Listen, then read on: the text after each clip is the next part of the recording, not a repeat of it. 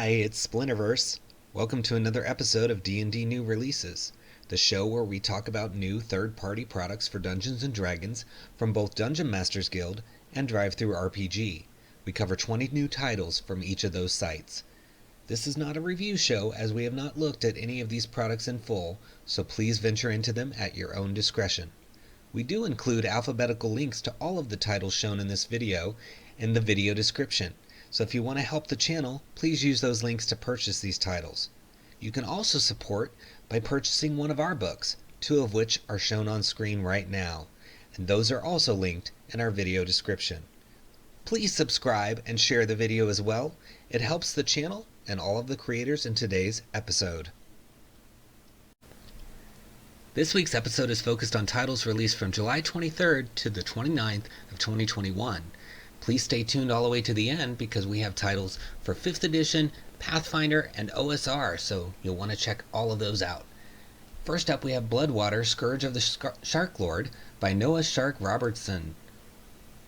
It is a suggested price of $4.99 on Pay What You Want, and you get 214 pages, so that's quite a lot of pages, which is awesome. It says, explore the shark-infested scoundrel's haven of Bloodwater, domain of carnage, chaos, and greed. In this adventure, the author says, I have decided to release the beta version of this setting and adventure. The next phase is playtesting and refining. Please feel free to playtest the material and provide any input, suggestions, or corrections. So that's probably why it's on Pay What You Want, is the author's trying to get some feedback as it's getting playtested. And it's nice that there's so much material with the 214 pages there to playtest, so that's good. And it says if you participate, you're going to be in the final credits of the product. And here's the email to contact the author. It says the exact whereabouts of Bloodwater remains somewhat of a mystery, a deep dark secret kept by those who wish to keep it hidden. Rumor has it there is a mystical portal that leads to this scoundrel's haven. Others say that the island is actually shrouded in magic which conceals its location. Anyone who knows the whereabouts of Bloodwater would surely want to keep it a secret. Welcome to Bloodwater, a hidden island port city inhabited by criminals, vigilantes, loners, scoundrels, outcasts, gamblers, sea slayers, smugglers, thieves, and pirates. That's a lot of stuff, a lot of different people going on, but that's good. This veritable treasure trove is riddled with dangers, surrounded by treacherous landscapes and seas teeming with vicious monstrosities. Despite its perils, Bloodwater is a paradise overflowing with opportunity, where fortune favors those brave enough to tempt fate, a melting pot of cultures and life forms. The city is bustling with activity at all hours. Sounds like a busy place with lots of people, so that's cool. There's savage, twisted abominations that rise from the darkened depths of the eternal void, an abyssal underwater cavern, all kinds of stuff going on in here. And there's the author with some sharks. So got some shark cred. That's always good. Let's take a look inside. I love this cover art. And, you know, it's called a beta version, and I immediately thought of a beta fish, and this kind of looks like a beta fish shark hybrid, which is cool. So then you got some more interior art. More sharks, love that. Yeah, so looks like a lot of fun stuff in here. We'll try to find a little section to read here in a minute. Got a whole table. Yeah, I think, you know, this could be a lot of fun, and if you're interested in helping somebody play test, maybe get your name in a book, this could be a good option for you. So it looks like there's a character named Carcass. The Land of the Mists. Okay. So this is all about the domains of dread, because this would be a domain of dread. Let's see about Carcass here. Leviathan. Carcass, also known as the Sharklord, is an ancient evil Leviathan. His top half resembles that of a megalodon shark, and his lower half resembles an octopus or kraken. The exact origin of Carcass is unknown, and there are many conflicting tales of how Carcass came to exist. The most commonly accepted story is that Carcass is an abomination, one of a group of creatures born of the gods, but regarded as mistakes and consequently unwanted and imprisoned. Some were used as weapons during the Dawn War.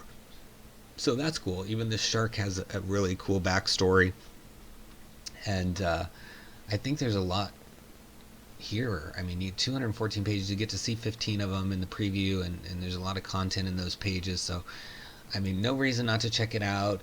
You can come over here and tweak the price if you need to help play test this, but you know, I think $4.99 for 214 pages is pretty good. So look for Bloodwater in the links below. They're alphabetical, so it should be quick and easy to find. and that'll help that author and us. Next up we have the Book of Nothics, 18 New Monsters by Dratorian. It's also pay what you want at $2.99, suggested price for 21 pages. Already got one 5-star review. Nothics. They're weird, opportunistic, and know all your secrets. They're seekers of knowledge, magic, and everything arcane. They're also cursed beings, victims of a malicious god. Nothics are memorable NPCs and usable for unique and versatile stories. Yet the Monster Manual offers only a single, rather weak version of these interesting aberrations. But don't despair. The Book of Nothics offers a solution. It gives you old and new lore and background information about Nothics, small anecdotes, and examples on how to use the different monsters in your campaign, 6 base variants of Nothics resulting in 18 different cultures or different creatures with their own stat block. So what are you waiting for? Let's look inside, it says. So, it's an interesting looking creature, right? So could come up with a lot of stories for that, and that's what this book aims to do. You get to see 4 of the 21 pages. It's got kind of like a an anatomical manual look to it, which is appropriate. I like that. You got all these cool pictures in here. Another Nothic. Yeah, and so already you can see with the stat block names, Nothic Brute, Nothic Goliath. So it's going to give you some variations on those monsters. Let's look at their CRs too. So you got an 8, you got a 3, so you get a range of CRs, which is always helpful. But you can see here they've got quite a lot of variants, as well as several stat blocks for each variant, so that's nice. Let's look at something here particular. Personality, lost memory. Before we talk about what kind of Nothics are creeping around, you should know a little about how these guys tick. If you have a friend or loved one that turned into one of these things, then you might as well hold a funeral for them, because all their memories, their personality, basically their very being was lost upon their transformation. A freshly created Nothic is pretty much a clean slate. How clean exactly is different from case to case. Most Nothics still know the languages they spoke before and have a basic understanding of the world, like fire is hot and water is wet. Sometimes, however, young Nothics can be downright feral, controlled by their most basic instincts, which can turn ugly pretty fast since Nothics only ever eat flesh. Some people believe that these Nothics need some kind of awakening, which is tied to a moment of growth typical for that specific kind of Nothic. So you can see there's a lot of detail, a lot of thought put into these. Sometimes a book that just hones in on one type of creature is really good, because that means they've really thought about it. They've taken a deep dive, looked at all angles of it.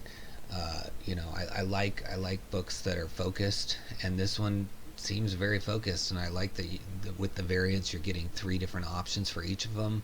So, and a lot of nice art to inspire you. So I would recommend this if you're looking for some new monsters, or just to mix it up with the Nothics. All right, check it out in the video description. It'll be under, let's see, what title does this have? It has Book of Nothics. So under B, they're alphabetical down there. Click that link and give it a try. Next up we have Buried Dreams from Matt Bryant, and it's 16 pages at $2.95. It says multiple file formats. I'm not sure if we'll find out what those multiple file formats are, but I'm assuming one of them is PDF. It says it's a summer 2020 RPG Writers Workshop submission. In the forest village of Farlon, the residents who there have made a startling discovery. Buried deep inside a nearby cave system is a tower of unknown origins. The curious townspeople explore the tower. Working from the top of the tower to the bottom, the explorers discover disturbing images and creatures. At the bottom of the tower is an ancient worship altar with the words 𝙒𝙤𝙩𝙝, Destroyer of Dreams, etched in the altar. Now that's something you don't want to see. If you walk into a place and you see that, you might want to just turn right around. But it's the trigger for adventure here, right?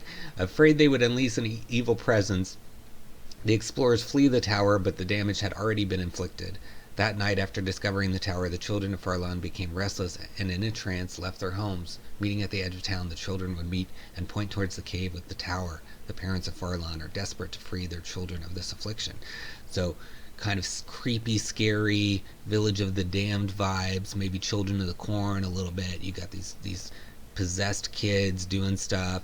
I like that. I mean, and it's interesting. Already we've looked at 3 titles, and you've got this brutal shark, and then you've got these creepy Nothics, and now this creepy adventure. So maybe the theme this week subconsciously among these creators is creepy, but I like it. It could also be because Van Richten's was, the most recent release, but still, I think it's cool. I like creepy stuff. So let's look inside. Like the cover there, interesting, kind of headed down the wrong path looking at that, which is good. You got your table of contents, so it looks like the adventure is divided into 3 parts, and the last one's pretty long, which is good. So you've got background, synopsis, important NPCs, so you're going to see 4 of the 16 pages. Let's just read one of the NPCs here. Lorne Wint, the village elder who sees the welfare of those in his town. He's quick-witted, loyal to his friends and family, and predisposed to handing out candy to those younger than himself. Okay, so lots of interesting stuff in this. Definitely looks like a fun little journey down. I just reading this, I want to know what's going on. What's possessing these kids, causing them to go point? I mean, just the visual of the kids pointing, I think that's creepy. So definitely intrigued by this. So if you're a DM looking for an adventure, or you're a player and you want to recommend it to your DM, look for Buried Dreams in the links below. Click that link and give it a try. Next we have Captain Snowmane's Guided Cruise Through the Domains of Dread. And it's from Brian Holmes, Darren Kinney, Frederick Walker, Matthew Whitby, Matt Stanfast, Milos Gawecki, Nick Didado, Rajib Khalida, Tyler F.M. Edwards, and Sven Truckenbrot. So there's 2 writers in here that are working on my Feywild book, which is the next book I'm going to release in September. And I know they're both very good, so I'm excited about this because I'm guessing it's pretty good based on what I've seen from them on my book. It's 73 pages at $9.95. And look at this fun art they've already got here. So it says, welcome to Captain Snowmane's Guided Cruise.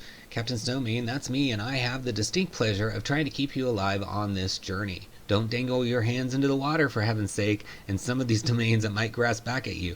So already we're seeing kind of a connection with that shark one that we started with, so you could have that shark domain kind of tied in with this book as well. Maybe you play test that and this book, use this book at the same time, because it too is involving Domains of Dread. So it says, now let me give you the brochure pitch of all these wonderfully gruesome and wickedly grotesque new Domains of Dread. So here's the cruise package, and it says, we've prepared 9 new Domains of Dread to horrify and delight you and your players. You can see the preview and short description of each below. There's an overview page to introduce you to the domain, a quick rundown of noteworthy features, settlements and sites, backstory and roleplay advice, adventure seeds, story hooks, notes by Captain Snowmane, stat blocks, and where appropriate, domains also come with guidance to create characters from the domain. So look at this beautiful art all the way through here. Very, very cool. And you've got all the people that contributed down here at the bottom, and there's a bundle containing this, so be sure to check that out. I think it's one of the other new releases this week is going to be bundled with this, so I'll mention that again when we get there. But let's just read one of these domains before we check out the inside. So Glimmerdusk, Domain of Corrupted. Glimmerdusk is a sparkly storybook of a domain written into existence by renowned children's author P.B. Hoyles, but his fairy tales always seem to take a dark turn, so that could be a fun one. And another one, Mulberry Pasture. Domain of infernal agriculture. Tickle Pig haunts your dreams in idyllic mulberry pasture. This devil wants to drive you mad before you reach his factory, because that's when long pig bacon tastes best. You can see kind of this creepy bacon guy here, or pig guy. Very cool. And it says it's only $9.95 for a little bit longer here, so you definitely want to check that out quickly if you're interested. Alright, so here's the interiors, got the credits, welcome to the cruise, how to use the book, and then you get to see, and I like that it's landscape, that's a little different, landscape layout here, instead of portrait, so you get to see some of the details of each of the domains, lots of art throughout, so that's fun. So we'll find a little section here to read in just a minute, but you're going to see 41 of the 73 pages, so that's a good amount. I mean, that's over 50% of the pages. Alright, so let's zoom in on, let's go down here and take a look at this one right here, Descent into Madness. Zoom right in. says each adventure in Belissa should depict a slow progression from the comforting and banal to the horrific and grotesque. Belissa may seem a welcoming place at first, but inevitably the cracks in its veneer begin to show, and eventually the party must delve into the places where the domain's darkness is on full display. At first, Belissa seems pleasant, if odd. The forced positivity and constant self-help fads of the residents seem eccentric but harmless. Over time, the strangeness of the realm becomes more apparent. Adventurers in Belissa might encounter a child one day, then find that child an old man the next day. The party may wander the joyful retreat for hours, unable to find their way to a destination that should take only minutes to reach. When the party wishes to move to another area of Belissa, roll any die. On an odd roll, they must succeed on an investigation check, or take several hours to reach their destination. And Larian cannot abide tardiness. Eventually, the darker side of Belissa will become apparent. Cannibals from the Twistwood attack, or a resident is dragged off after a public meltdown. Almost immediately after these events, the people return to their artificial cheerfulness, acting as if nothing happened. So you get kind of that Stepford Wives vibe, where everybody's just so perfect that it's disturbing, and it's just it's odd.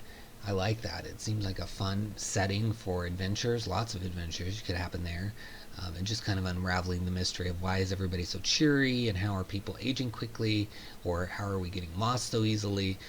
This isn't the Feywild, it's a domain of dread. So very interesting. And that was just a little taste. You can see there's tons of art and fun stuff in here. I recommend this. I would definitely check it out, especially if you're looking for some new domains, or even just a new setting. Even these domains can probably be placed anywhere. They don't have to necessarily be Ravenloft. That one sounded really fun, right? So you could just tack that onto a continent you've created. There's no harm doing that. That's the beauty of this game. So look for Captain Snowmane's Guided Cruise in the links below. Give it a click. Next up, we have Druids of the Plains by Micah Muldowney. It says Druids of the Plains is your complete guide to creating a druid with an origin outside the prime material plane. Given that a druid's power and flavor rely heavily on the natural environment and the world around them, a planar druid ought to reflect the world they hail from. Whether you want to play a drow druid from the Underdark, a vampire druid from the Shadowfell, a 𝙒𝙤𝙀𝙪𝙧𝙀𝙀 druid from the Astral Sea, or a tiefling druid from the lower planes, this title includes a multitude of options for customizing your character to give it a flavor and playing style that matches their background. The guide includes numerous ways to adapt all of the official existing circles for a planar druid, including a circle spell substitutions, expanded beast and fey lists that reflect the natural environment of each plane for conjuring, wild shape, and beast spells, adjustments to existing spells, plus other options for modifications. Additionally, the guide introduces 11 all-new circles, each with a flavor and strategy deeply rooted in the lore and history of the plane they represent. So very cool. You're getting some plane stuff, planner stuff. If you want to do a plane traveling adventure, you can work this in. Maybe have characters from different planes come together, or whatever. It looks like they got Underdark, Shadowfell, Feywild, Elemental Planes, Astral Sea, Ethereal Plane, Upper Planes, tons of planes basically. And here it says, for Shadowfell, manipulate the stuff of shadows to shape the world to your will. For Astral Sea, it says, summon the power of the Mind Beast to uncover and even steal the minds of your enemies. That sounds fun. Upper Planes, bless and protect your allies with investitures from the divine realms. So lots of options, and it's true. I mean, druids are focused on nature, right? So what kind of nature is there if you're from another plane? And it would change. It would be different. So I like this kind of niche this author has found here.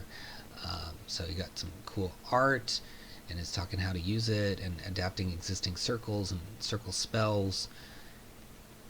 All right, so you got different circle spells based on where your origin is, and then creature lists. It says, while many druid spells and abilities target beasts or fey, they may not make up a part of an extraplanar environment. So here's some creatures native to the plane. So yeah, you're gonna have to switch up some stuff with the creatures that you're connected to, since your quote-unquote nature is different than somebody from the material plane. And then there's some adjustments to spells here, all kinds of details. So you're going to see 38 of the 39 pages, so you're pretty much getting to read the whole book. So there's no reason not to check this one out. We'll find a little one to read here in a minute. So Elemental Planes, working with the raw building blocks of the material planes. Druids from the Elemental Planes know the power of being direct and forceful. After all, if something doesn't work, you can simply break it and remake it. So it's talking about the little spells that you get that are different. The Master Elements, Elemental Shield, says your elemental affinities protect you from harm. Starting at the 6th level, when you choose an element with your Muster Elements trait, you get the additional benefit of resistance to that elemental damage type for the chosen element. Using the Absorb Element spell for that damage type makes you immune. So already you can see kind of how the elements are going to work in there. You got fire, cold, lightning, thunder for elemental blast. When you conjure elemental powers, you do so with incredible force. Starting at level 10, first time you roll elemental damage corresponding to the type of your elemental muster, the spell or attack gains the following traits if they do not have them already. So gonna buff some of your spells, it looks like. So lots of fun stuff going on in here, lots of planner options. So you don't see a lot of plane related material on here, and maybe one title a week if we're lucky. So I think this could be really fun if you're considering doing something on the plains. So check it out. It's in the video description under Druids of the Plains. Next we have Eberron, Papers, Permits, and Parchments. 27 forms and documents for your Eberron game. So this title's incredibly visual, which is cool. It's a zip file with all the little papers and parchments from Harvey Clark. 17 pages. It says, across Corvair, the diligent and loyal scribes of the House Civis work tirelessly to produce and provide the civilized world with documentation. Identification papers, travel permits, birth and death certificates, lightning rail tickets, and more can be found in this collection. So you got 27 forms of documents, tickets, and certificates, identification available to print out and fill out instantly, forms to customize and share, variations of documents for digital handouts, seals, stamps, and textures, and it's PDF. There's a PDF containing written guidelines on how each document is supposed to be filled out, colored digital handouts, and black and white handouts ready for print. So you can see here's a lightning rail pass, so you can get on the lightning rail in Eberron. And there is also a publisher preview here where you can see some more. This is like, I think, the PDF that you get, and it shows you some of the stuff they have. So they have travel permit, weapon license, spellcasting license, displaced personage, honorable discharge, dishonorable discharge, guild credentials, press pass, thronehold permit, and then you got your services where there's prescriptions, telegrams, weather reports, letter of credit, then certificates like diplomas, birth, death, marriage, tickets for the various forms of transportation, and then a letter. And so it's kind of showing you here's some of the identification papers and travel permit and how you fill those out. Spellcasting license sounds really cool. It says can be applied for magic users, allowing the bearer to use spells in public spaces. Licenses such as these are most often seen among mage rights, typically provided by the business or guild for which they work. So, and then it talks about how you can get the license. So it's not just these forms that you get, you also get some guidance on how to use them. And you can see they all kind of look a little different, but they have that old world or steampunk feel to them, which is nice. Here's a telegram even. I think they've done a beautiful job designing all of these graphics and forms. I think they're very immersive, make you feel like you're really in this sort of steampunk world. And this is 18 pages of explanation, so you get to see quite a bit and some examples. So you don't have to imagine what you'd write. You can kind of read what somebody else has written and get some ideas. Even think about cosplay, right? You could even use this for cosplay. You could say, I'm gonna dress up as somebody from Eberron, and then I'm gonna put one of these in my pocket, and all. That cosplay alone wows people, but when you pull something out of your pocket that is like related to the character and you can show it, I mean, that's taking it to the next step, right? Because most people don't think beyond the outer sort of clothing. So if you're a cosplayer, this could be a lot of fun, or if you're a DM doing an Eberron campaign, and you can maybe even adapt these to other campaigns, especially if your campaign has maybe some sort of transportation system, or you need like a spell license. I think this has a lot of potential.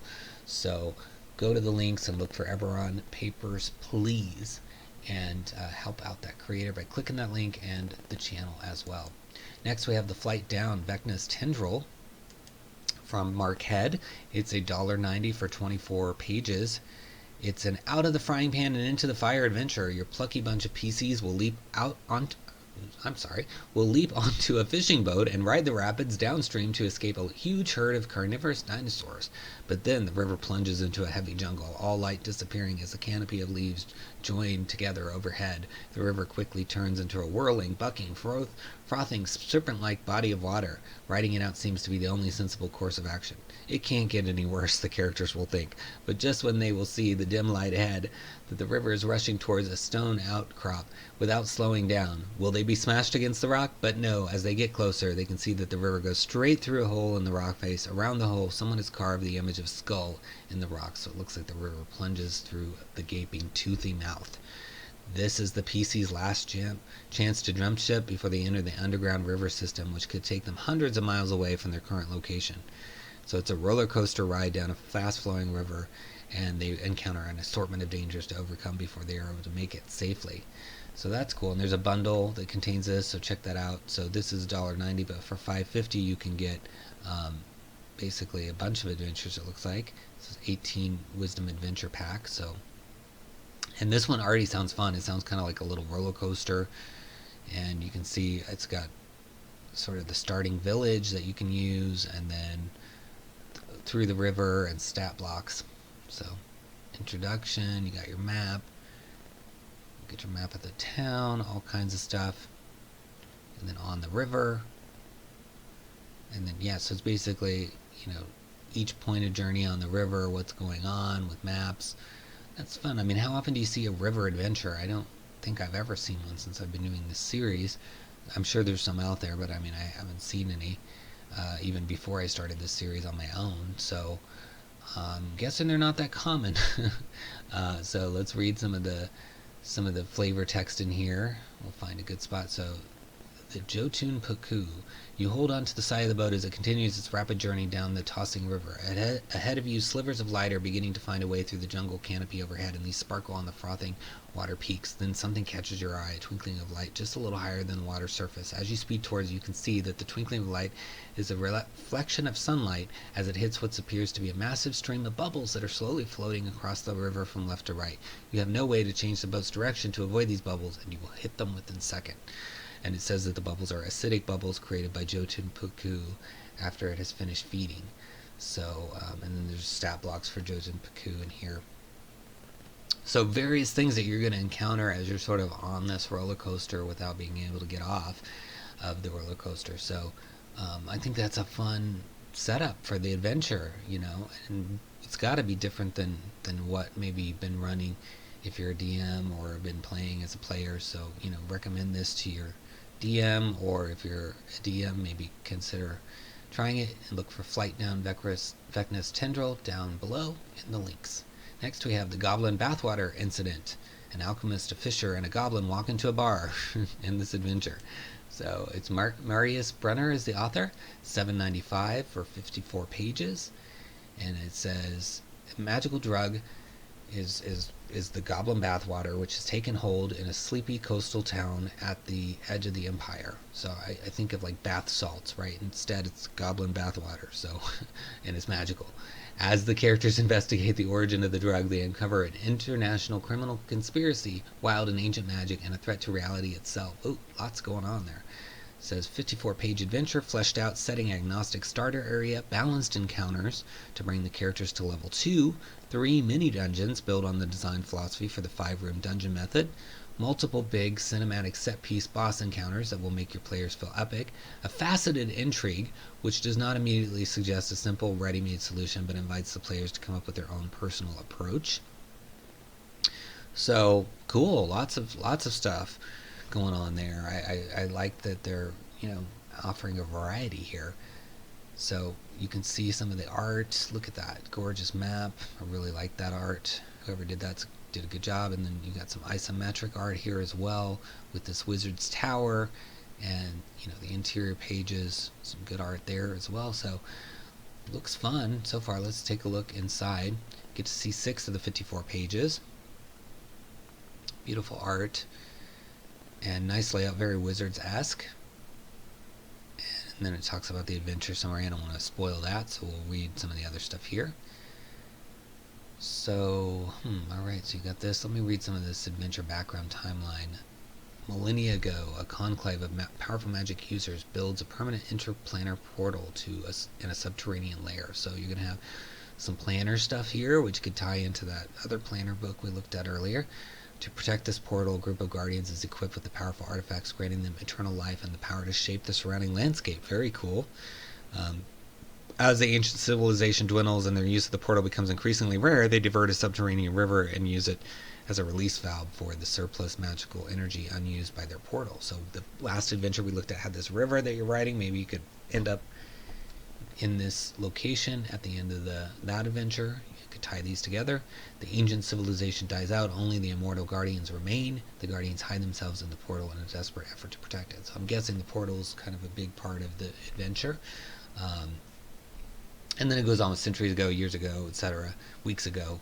So lots of backstory, which I like. It's so beautifully laid out. So great job putting this together. It seems like a lot of fun. I love portals and planner stuff, and it seems quite organized and thought out. So if you're looking for a module or an adventure, consider the Goblin Bathwater Incident. I mean, even the title alone is going to make your players amused. So check it out in the links below. Next we have Heart of Stone, a tier 1 to 2 one-shot adventure. It's from Quick Fix Club. It's a suggested price of 0 on Pay What You Want for 24 pages. So they're saying it's okay to take it for free, basically. You might throw something in just to help support this creator. Alright, so it contains story for a classic dungeon adventure, 4 new enemies and monsters, a table of random mountain wilderness encounters, 4 loot tables with new magic items, and several high detail maps to be used in an online tabletop such as Roll20. While traveling through Corvelia, wanderers might happen across pieces of uncannily lifelike human sculptures in the bushes near the windy mountain tops. This might be an amber foot, wearing painstakingly carved ancient sandals, a granite slender hand clutching a dagger, or a marble jaw agape with a war cry made stone. The natives just chuckle when presented with these wondrous items. Don't worry, there won't be many more of those turning up, is the usual response. This is because all the villages in Corvelia, from Oat to Vadret and from Sturlege to Castromora, know that their ancestors drove out the creators of these sculptures long ago. They know of the bloody rebellion which forced both the sculptors and their masters underground. They know how hard their ancestors fought to eradicate and bury every last piece of the culture which produced these artifacts. What they and their ancestors apparently underestimated was the curiosity of scholars, because only a day's march away from their homes, the archaeologist Madeleine Pat managed to dig up something Corvelia wanted to keep buried forever. So, reminds me of a lot of like 80s movies. Somebody's unearthed something or touched something they shouldn't, and now the world is at risk, which is a fun setup. It says in this 3 to 5 hour adventure, a party of 5th to 6th level characters are hired to check up on the half-elf scholar Madeleine Pat, or Pat, I'm not sure how it's pronounced. His last courier pigeon to the university was sent over a month ago, and he hasn't been seen or heard of since. His isolated dig site in the mountains is found quickly, but the party soon realizes why the scholar had not returned home. He had unearthed a giant structure built by Corvalia's old masters. The players are forced to venture deeper to rescue Madeleine and eventually come to face with the mountain's heart of stone. So you can see a kind of a cool little map here that lays out all the different places within this Corvelia underground arena. I think it looks very cool and interesting. Lots of different variations on the rooms, not all just a square circle or square of stone. Alright, so here's some interior pages. So you got the premise, the dig site, kinds of stuff. Alright, so let's pick a spot to read. So the anteroom. In the middle of the room lies the heavily decomposed corpse of a Valazian guard, still wearing its chainmail and bucket helmet. Whatever killed them was not a basilisk, as it is neither petrified nor chewed up. The door to the room in the north is also locked, but this time with a non-magical lock. If the players decide to loot the corpse, the doors to the room will suddenly shut and the temperature drops by a few degrees. Mist forms on the floor, and the ghost of a very angry Valazian rises from the corpse and immediately begins a frenzied attack. Roll for initiative. So you've got some combat in here and some kind of interesting visuals. Yeah, it seems like a fun little module for you to pick up for free, basically. And I like the premise of it being this scholar who's gotten in over their head, discovered a long buried secret, those are always fun story starters, so check out Heart of Stone in the links below. Next we have modular enemy archetypes for DMs to make mechanically interesting enemies quickly at any level. That's from Elliot Strother for 558 for 29 pages. It says, ever wanted to make an antagonist but you feel something more complex, but you want something more complex than you would find in the monster manual, but you also don't have time to make a player character sheet? This document might be for you. It provides a way of creating 5 unique archetypes of enemies scaling from level 1 to 20 and gaining new powers and abilities to match the players. The neat modular way of creating enemies allows you to make a flexible creature with abilities that synergize regardless of the options you chose. So just reading that, it makes me think that you could have potentially an enemy that levels along with your characters, so that as they get stronger, the enemy gets stronger. So this might be really good to create sort of this running bad guy or bad gal or other gender that sort of is just thematically woven through. Maybe they spar against this baddie every once in a while, but they're not like the main crux of the story, and then eventually they keep growing and growing in strength, and to the point that they become the big bad. Could be just one option there. Here's some of the enemy types that you could make. So the shield bearers, those that stand at the front and take the hits of battle like no other. Scoundrels, hides on the edge of the combat waiting for the perfect time to strike with devastating critical hits. Archers, never one to engage in the front lines. Archers use special ammunition and traps to control the battlefield. The curse, spreading a unique condition across the battlefield and manipulating it to empower their enemies and effects in battle. So it seems like a lot of different options, and it looks like they're also selling these individual ones separately. So if there's just one that's of interest to you, you could buy just the shield bearer or the bounty hunter. But I'm interested in this technique that they're using to kind of progress these characters. So I'm not sure if that's discussed in each of the individual ones as well. I'm guessing it would have to be to kind of explain what's happening, but I don't know. I know it's in this book at least. So if you're looking for something different for your enemies or your antagonists, check out Modular Enemy Archetypes in the links below. Next we have Monster Manual Expanded 3 from Dragonix. It is $34.99 and it is 286 pages. It says, unleash over 300 terrifying new monsters.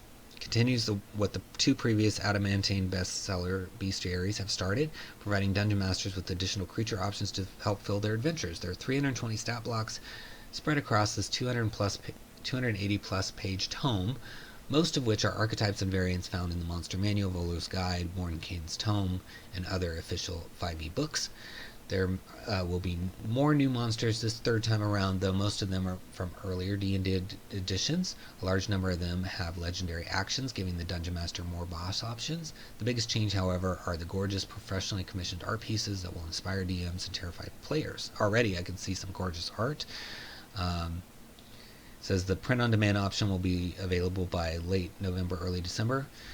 So that's coming, and then also there's going to be a Fantasy Grounds version. But if you want to get the PDF and digital version to get started, here it is, and you can see, look at all this stunning art. I mean, that is just phenomenal. They've really done a good job with these arts they've got here. Look at all these artists that have worked on it. Very fun. Let's take a look inside. So yeah, look at this fun cover. Got that going on, and you can see all the people involved. And then here's kind of a list of the different things. They've got Archons, Ashwangs, Arwanax, Bariars, Beholders, Bugbears, Clockwork Stuff, Demons, Drakatars, Dragons, tons of Dragons, Driders, Drudge, Eladrin, lots of Eladrin, Gator Folk, Giant, I'm not reading all of them, just jumping around here, Gnolls, Goblins, Golems, and that's just through the G. We got Hags, Khorids, Kobolds, Orcs, Orogs, Revenants, Nagas, Shockers, Sphinxes, Thessal Monsters, Vampire Spawns, Wraiths, and then some appendices with the non-player characters, all kinds of, it looks like they've got Assassins, Bards, Thugs, etc., and then creatures by type, CR, and environment, so all kinds of ways to get to your creatures. So this looks really nice.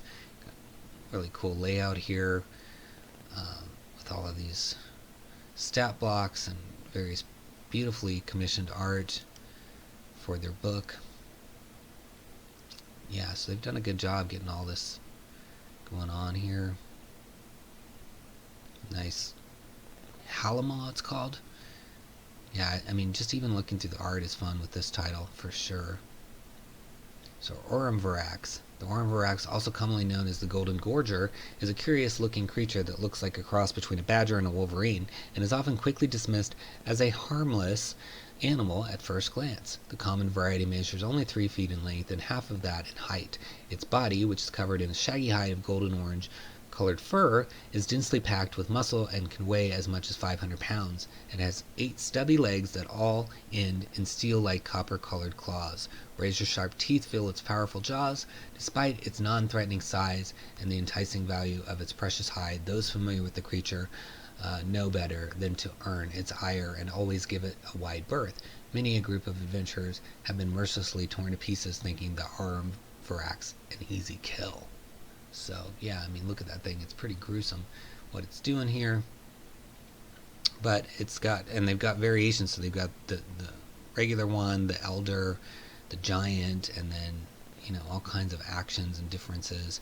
And that's always nice. You know, a lot of times you get just a creature, one stat block, and then that's it. And so it's nice when you have the variations to work with. I think all of these are pretty fun. And this is the end of the 26 out of the 286 pages you get a preview, but even just in this 26 pages there's so much going on. I mean, you got look at some of these actions. They're very detailed, and all the art is just really inspiring and fun, you know. And you can always imagine a new creature with art too. You don't have to use what's here, but I think what they have is very good. So looking at the Buso here, it says the Buso, also called Boots in other regions, is a malevolent and rapacious ashwang with gluttonous tendencies. It is skinny and twitchy in humanoid form, with an unusually large and foul-smelling mouth and bloodshot eyes. In its fiend form, the Buso resembles a ghoulish creature with leathery skin, wild unkempt hair, flat nostrils, and an oversized mouth filled with rows of jagged teeth. Its gangly body has long, skinny limbs that end in large clawed feet and hands. The Buso moves with a loping, feral gait. So, kind of cool. It even describes like how they move, which is helpful as a DM to help you bring it to life. So all kinds of fun stuff to be had in between the pages in between the covers of this book. You know, I'm excited even by the Archons up here, so I definitely want to check this out myself. Just kind of fun to read through and get inspired by. Yeah, I think this, you know, if you need monsters, 300 of them right here ready for you at in the links in the video description under Monster Manual Expanded number 3. And you know, it's a good price for it, I think, too, because you're getting so much stuff. And you know, you'd be supporting this creator. They've obviously spent a good deal of money on art. And you know, if you purchase this book, not only will it help them, it'll help the channel if you use that link below, especially at that price, because we get like basically a percentage. So very much appreciated. Next we have Mournland Market, pre-made shops with magical goodies, written by Judy Black, edited by Polar Bear. It's 10 shops on the edge of Eberron, and it's $1.99 at 15 pages. It says, at the edge of the Mournlands, a small marketplace has set itself up as the last stop for adventurers seeking fame and fortune in the Misty Lands.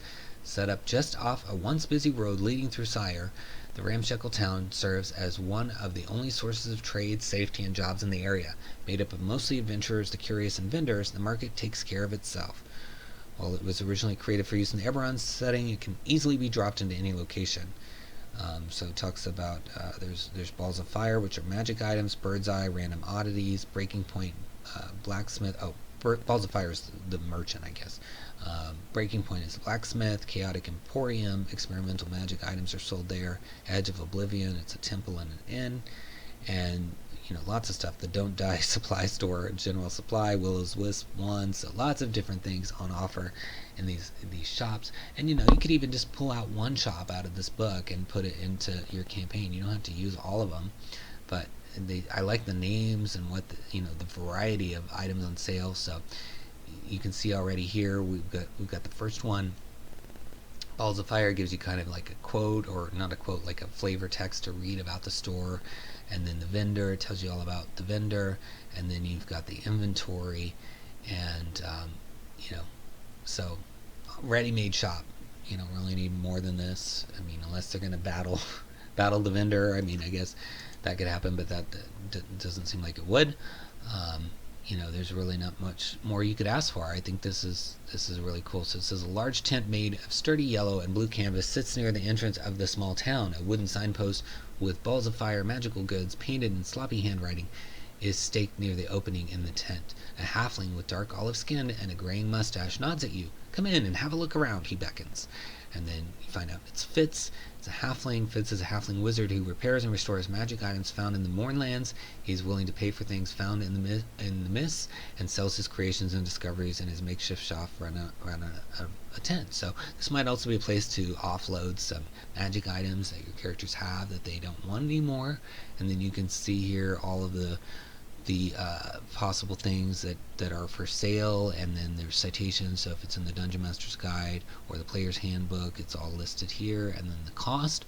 So again, unless you need to tweak the costs, for your own campaign, it's pretty much all here. And you could do that. You could just print this and then strike out the costs and put your own costs, whatever you want, on there. And there's only a little bit of a mention of the Mournlands. You could skip that if you're not in Eberron, and make it some other area that that Fitz is willing to pay for anything from the domain of dread that you're in, or whatever area you're in. So you can always use shops, and this presents quite a lot of different ones. Whether it's a tavern, a temple, task givers, magic items, random oddities. You've got them in here, so I like it. So check it out, Mournland Market down below. Next, we've got A Nightmare in Kryptgarden. It's a 6 to 8 hour adventure for 8 to 10th level characters set in the Forgotten Realms. It's by Carl Terrence Vandal for $5.60 for 56 pages. Something strange is happening in the south of Kryptgarden Forest. Westbridge comes under threat, and a mysterious patron sets the challenge of dealing with this new arrival in the forest. Travel through this really complicated name, Cloggy Lethamar's forest domain, fight the denizens of the ancient green dragon's home, and deal with the nightmare arising in the south in this scenario for characters level 9 to 11. Can you prevent Kryptgarden Forest from being ripped from Toril? Can you uncover the secrets behind the happenings in Westbridge and Kryptgarden? Can you stop Lord 𝙁𝙚𝙙𝙪? This adventure can be played as standalone or follow on from the road through Kryptgarden, and although it is set in Forgotten Realms, it can be easily adapted to others. 3 unique NPCs, 18 monsters, 6 of which are unique, and 7 detailed maps including Westbridge and 𝙁𝙁𝙁𝙁 Keep. So lots of stuff.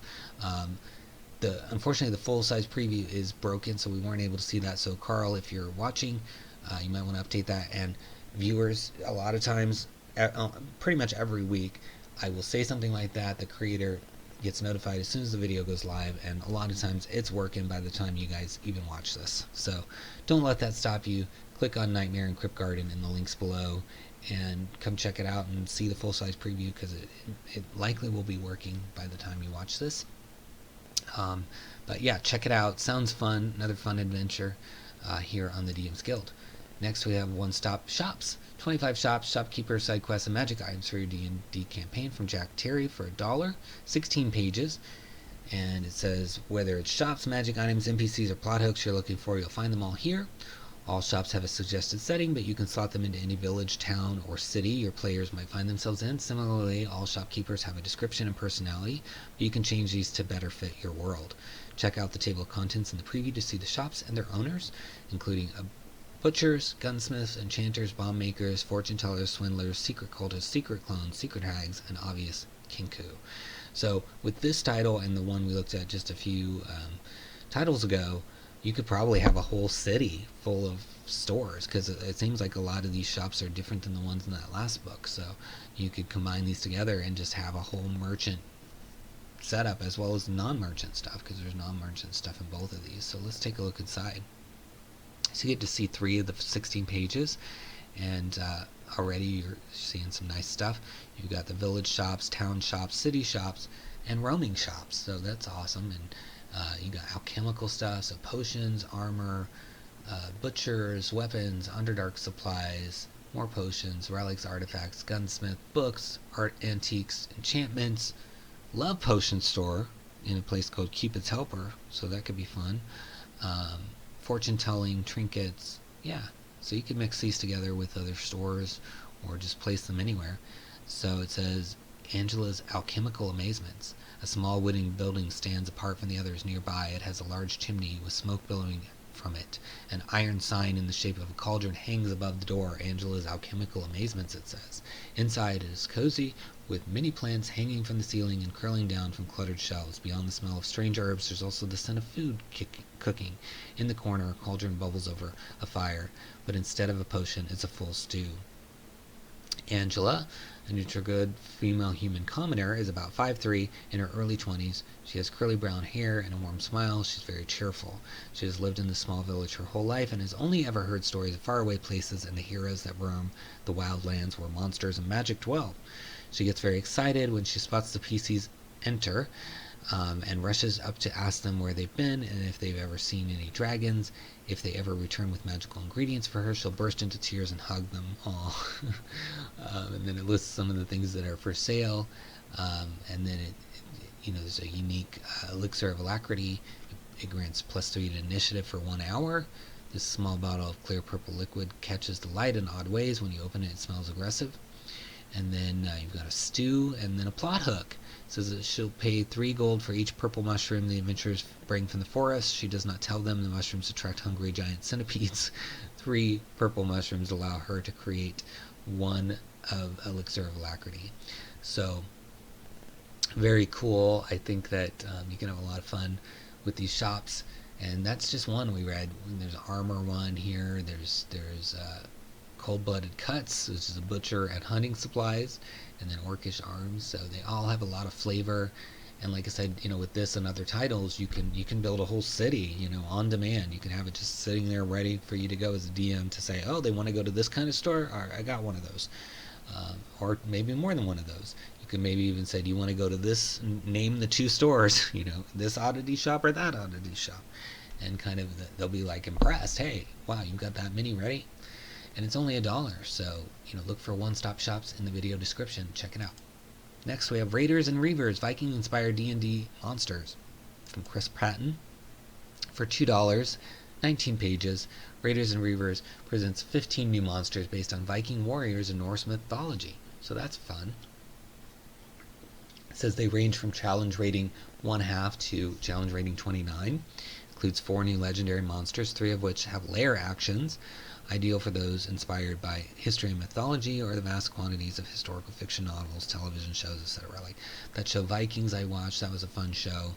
Watched all of it, it was very good. So if you're a fan of something like that, you could bring that kind of to the game. And there's a lot of stuff like, Beowulf and other things out there that are kind of Viking style. Even some of the old, Gazetteer stuff for Mystara has got Viking stuff. So lots of places that this could be used, and it doesn't even have to be full-blown Viking. You can just plug this in somewhere, it can be Viking-esque. So you got your Raiders, your Reavers, Shield Reaver, Reaver Archer, all kinds of Reavers. And that's nice because a lot of times it's just like, oh, here's a horde of Vikings, and it's like, okay, but what kind of Vikings? And so this seems to give you quite a lot, and you get to see 13 of the 19 pages, so that's like the majority of the book, guys. You can see here some lair actions, regional effects. So Solvarg the Sun Eater is a 40-foot tall wolf from out of legend. Once as a pup he ate a bite from the sun itself and became suffused with its power. And then down here in the lair, he finds a lair in the high mountains or hills, and then the lair actions: magma erupts from a point on the ground the Sun Eater can see within 120 feet of it, creating a 20-foot high, 5-foot radius geyser. Each creature in the geyser's area must make a DC 15 saving throw, taking 21 fire damage on a failed save or half as much damage on a successful one. So already got some magma erupting. Regional effects: small earthquakes are common within 6 miles of the lair. The sun is blocked out by an eclipse within 1 mile of the lair. So yeah, lots of flavor, and that kind of reminds you of like Norse god stuff, right? So you can mix that in if you want. But again, I'm happy that this presents the opportunity to go beyond the basic Viking. You've seen the basic Viking a million times, but now you've got all different kinds of Reavers, so you can mix up the actions, and you can have some layer stuff going on. So yeah, check it out, Raiders and Reavers, in the video description.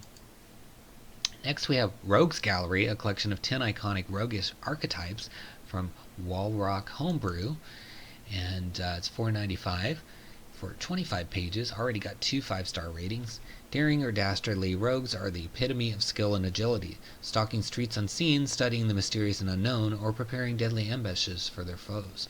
But not all rogues are alike. Indeed, rogues can have talents as varied as they are, and this supplement adds 10 new iconic rogues to your Dungeons & Dragons experience. The Corsair, a pirate of legend and infamy.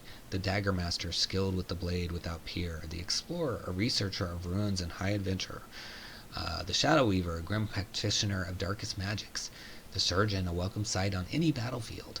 Which will you be? What skills will you master? And what adventures will transpire in the life of your rogue? So Wallrock Homebrew is pretty well known. They have, Patreon, and they produced a lot of good stuff. You can see a lot of it down here. I've always enjoyed looking at their materials. I think they do a pretty good job, and it always looks nice. So let's take a look inside. You get to see 4 of the 25 pages. You can see lots of archetypes here. You've got the Corsair, Jester, Dagger Master, Ninja, Explorer, Saboteur, Shadow Weaver, Inquisitor, Surgeon, Wind Dancer. Lots of stuff. And then you can see it's not just the archetype, but they've got the lore tables, which I always like. Doing some of those in my Feywild book. And yeah, we've got all the different little things. So we'll look at, this is the Scallywag, is the one you're getting to see in the preview. So, or the Corsair. No, it's jumping ahead. So you got the Corsair, and then it's Scallywag's Tricks. Okay, so that was just the name of the ability. So it's a Corsair feature. Nice. Okay. So let's see what the Scallywag's Tricks does. It says you gain a better understanding of how to move about and survive at sea, from climbing through riggings to swimming through waves. While you are either wearing light armor or no armor and not holding a shield, you gain both a swimming and climbing speed equal to your normal movement speed. You can also hold your breath for twice as long. Okay, that's really handy, especially if you're going to do like a nautical thing. Additionally, you gain proficiency with 2 of the following skills or sets of tools of your choice: carpenter's tools, cartographer's, cook's utensils, and navigator's tools, perception, investigation, vehicles, all kinds of vehicles, and woodcarver's tools. So nice. And then next, they also at 3rd level get dirty fighting. It says you master the art of using shipborne debris, as well as a well-timed bluff or even a simple pocketful of sand to turn the tide of combat in your favor. When you take the disengage action, you can cause one creature you choose within 5 feet of you to suffer disadvantage on the first attack it makes before the end of its next turn. Additionally, you can use a bonus action to attempt to bluff, feint, or otherwise trick your foes. Choose one creature within 5 feet of you. That creature must roll a wisdom saving throw, and if the creature fails, the next attack made against the creature before the beginning of your next turn has advantage. So all kinds of fun stuff, very pirate themed. Oh, you even get a little parrot or a monkey.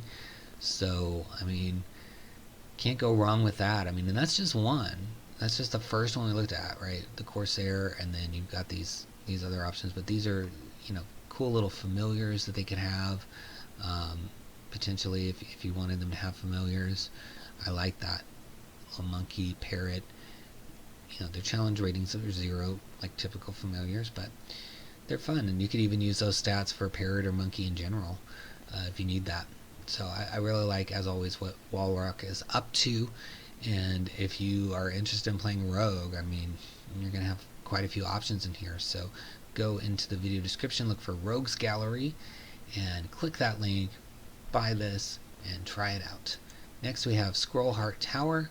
It's a 2nd tier adventure from Dividestined for $1 at 27 pages. It says the Grand Artificer Mibla has been missing for over 100 days, and more importantly, her shop has been closed. Whether to investigate, trade, or loot, our heroes have come to Mibia's front door. The shop won't give up its secrets easily, though, and the countermeasures the gnomish artificer left in place make things especially tricky. Can they unravel the mystery, or will the constructs within tear them apart? So we've seen 2 titles this week that have shops that you can have wherever, whether it's Eberron or whatever city you want to put them in. And now we have an adventure dealing with the shop. So you could have them visit a few of the shops from those other books, kind of just be shopping, and then they go to this place for whatever reason. Maybe there's something they need, and then this whole adventure starts. And they thought they were just going to have some shopping time, right? And then you trick them and led them into an adventure, which players appreciate kind of that twist, right? So I like this, and you're always going to have shopping somewhere. In even if it's just you say, oh, you went shopping and you bought this, right? So you can easily squeeze something like this into your campaign. It says it says here, easily dropped into any campaign with minimal preparation. It is assumed it takes place in a major city with nobles and magic items to buy, but the meaning of the adventure can be easily transferred to any doorway in the world without those trappings. Find battle maps for the shop and the Scrollheart Tower ready to drop into your favorite online tabletop application or use for reference. Plenty of opportunities to use skills, trick a citizen into thinking your lock picking is perfectly legal, secure treasure with a set of tinker's tools, run up the side of a falling building. Oh, that sounds fun. 3 new construct monsters, so that could be good. A new magic item called the Heartseeker Rapier. Suggestions for how to smoothly integrate the adventure into your campaign and tie it back to the larger story, and you can magically drop a building on an army, so that would be fun. I like that. So let's take a look at the inside of the book. So you're getting to see 4 of the 27 pages, and so you can see kind of here's the layout of the tower. And so it's entering the shop. The only way into Midla's marvelous merchandise is through the front door. The shop is insulated on all sides by other buildings, even the back where most other shops let out a small alleyway. There's a small storage shed for another business.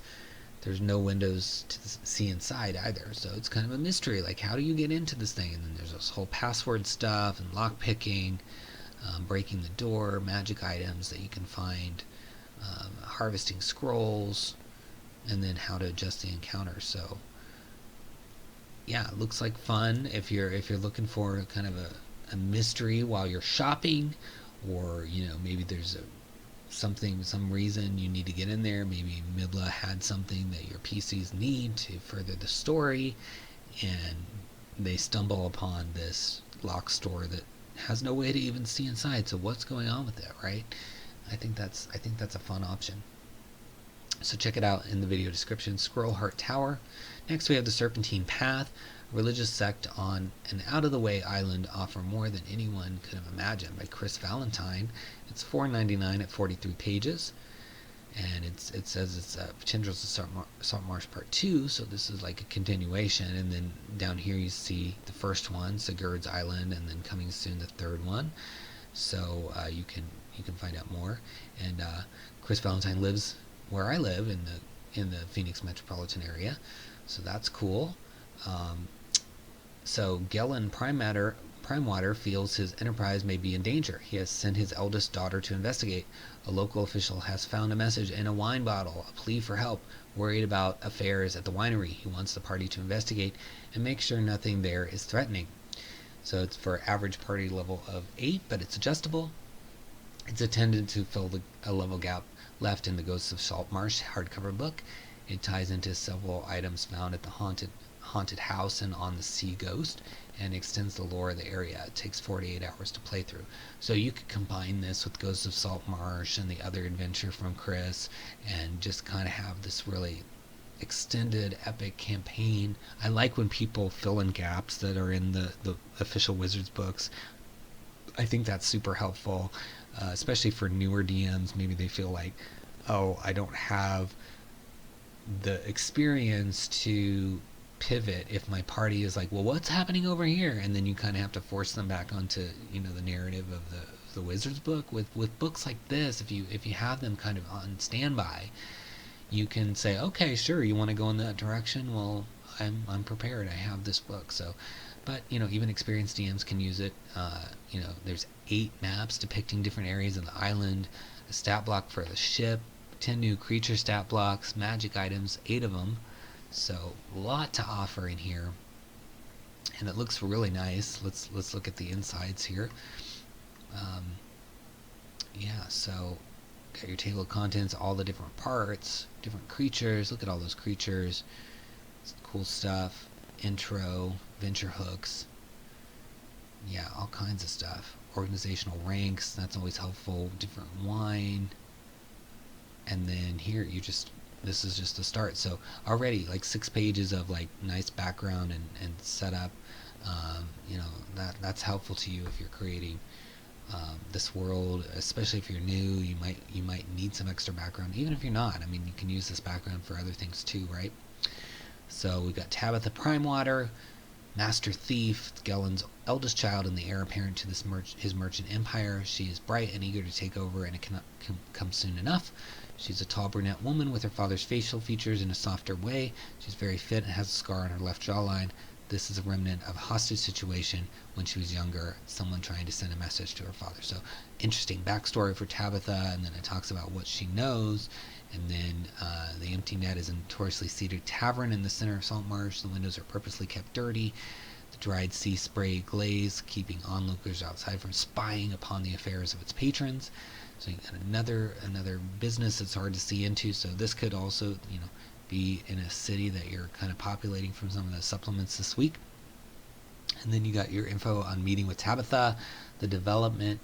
It says Tabitha introduces herself as the heir to the Primewater estate and may mention past deeds the characters have done for her father.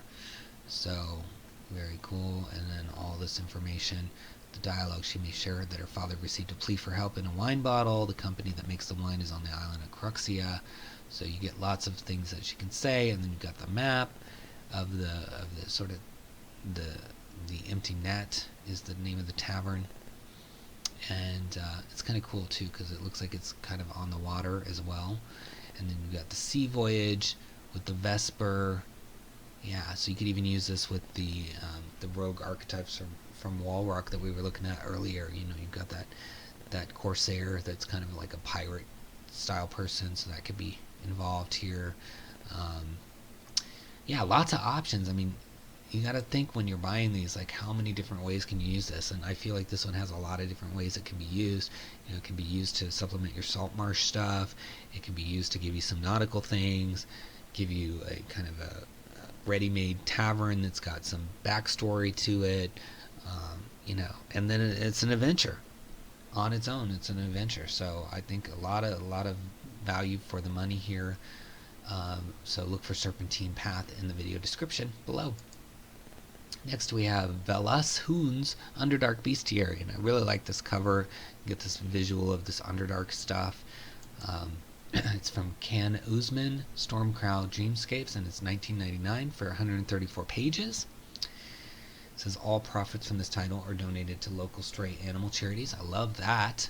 So definitely good start there. On the fringe of Menzoberranner territory, 𝙒𝙏𝙀𝙀𝙀 could sense the genuine wilderness beyond. He could feel its vast and labyrinthine spaces and hear its pregnant silences. He could smell and taste its variations of rock and imagine himself simply slipping away into that limitless world.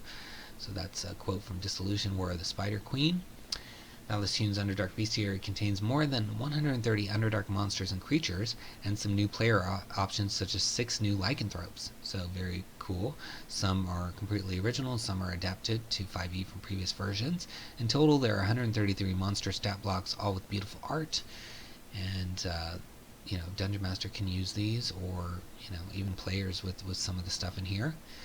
And it's written as a field report to be presented to the higher officers of Brigand d'Arth. The bestiary is compiled by the legendary drow scout 𝙒𝙏𝙀𝙀𝙀 and includes the creatures and monsters he has encountered in the wilderness of the Underdark. In time, the report has been edited by the scholars and lore masters and published in commercialized format, becoming a bestseller among drow travelers and adventurers. So you can see here the sort of table of contents, tons of creatures. So you've got a hag that looks kind of dangerous with some lair actions.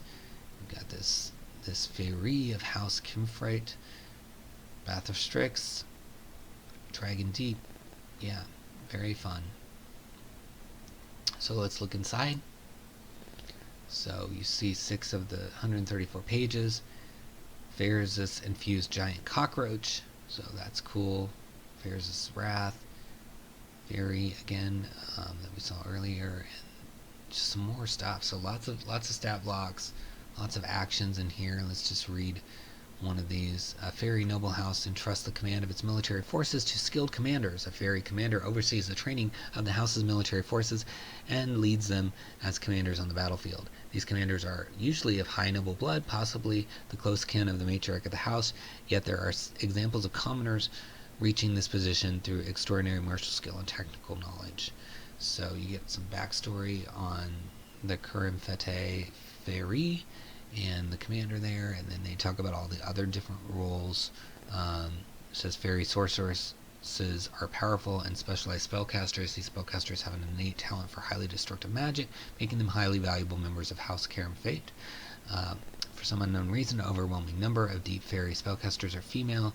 Since these fairy don't have any clergy class, they lack access to precious divine magic, and so the sorceresses fill the roles of both powerful battle mages and also advisors and counselors on matters of arcane and supernatural. So some fleshing out of the Underdark things happening. You even have giant cockroaches here.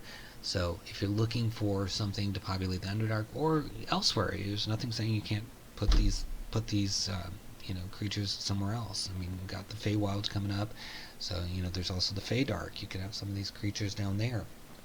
And it says all profits are donated to local stray cat or stray animal charities, not just stray cats. So I think that's cool, and it's $19.99. So that could be a lot of money that goes to those stray animals. So check it out in the links below under Valis Hoon's Underdark Bestiary. Next we have Van Richten's Pocketbook to Ravenloft by Jack Wykill. It's expanded Van Richten's guide with 5 new domains and new player options. So you got Jack Wykill, Kristen Zook, and Hidden Dave.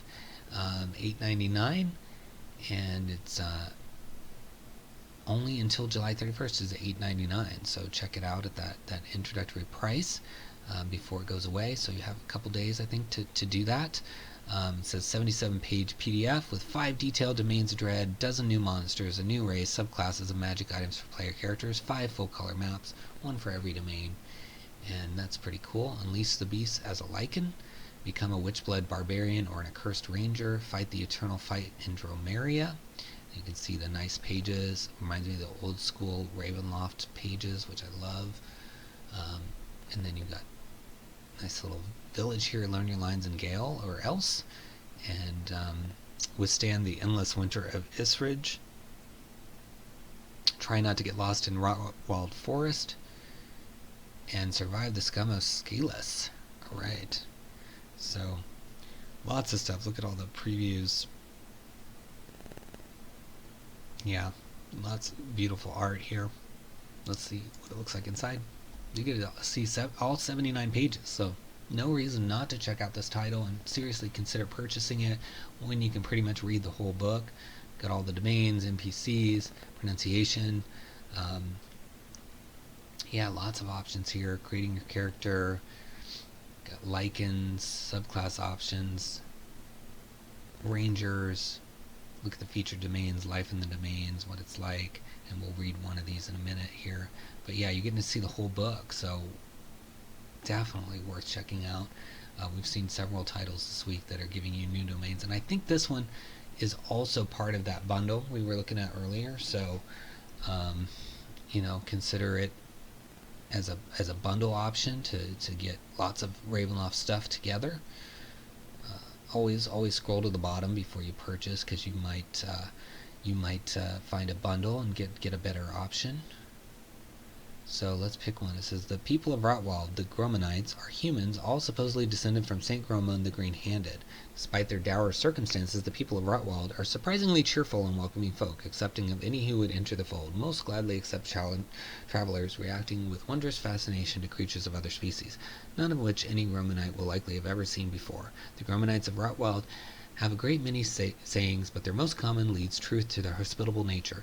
A man who knocks at your front door is a friend to be made, but a man who scorns your welcome is a monster who hides their claws. However, most Gottmanites are a deeply superstitious people, favoring all manner of precautions to keep the monsters of the Rotwald Forest at bay. Most smear the forehead of their guests with salt water just to be sure they are not monsters in disguise. So lots of fun flavor there already. You're just seeing like really getting the feel of like this little area where they're going to be fascinated with your adventures. They're going to rub salt on your head, all kinds of interesting flavor that you can even use elsewhere. It doesn't have to be necessarily in Rotwald, but I love that. So I think you're going to get a lot of value for your money. Personalities of note. You got all these people here. listed, backgrounds on those people, role-playing them, adventures in Rotwald, some examples, and then of course your stat blocks and your D6 table of adventures and some of the native characters. And then here's a magic item. So Tear or Tear of the White Witch, I'm not sure which it is, it looks like the Tear. The Tear of the Weeping Woman of Rotwald, crystallized into a small gemstone necklace.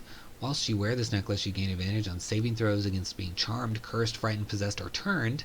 Very nice. That's a wide range of stuff.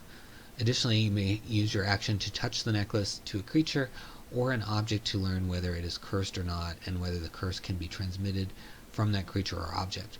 Once you have tested an object for a curse in this way, you cannot do so again until the next dawn. So some variety of abilities there, and it's which is appropriate because it's a rare magic item. So very fun. I think there's just so much in here, and I'm excited for people to be able to look through all of this and really enjoy it. You know, it's kind of like Christmas when you can go through and look at a lot of new stuff. So let's scroll down and see if there's a bundle. I think there is.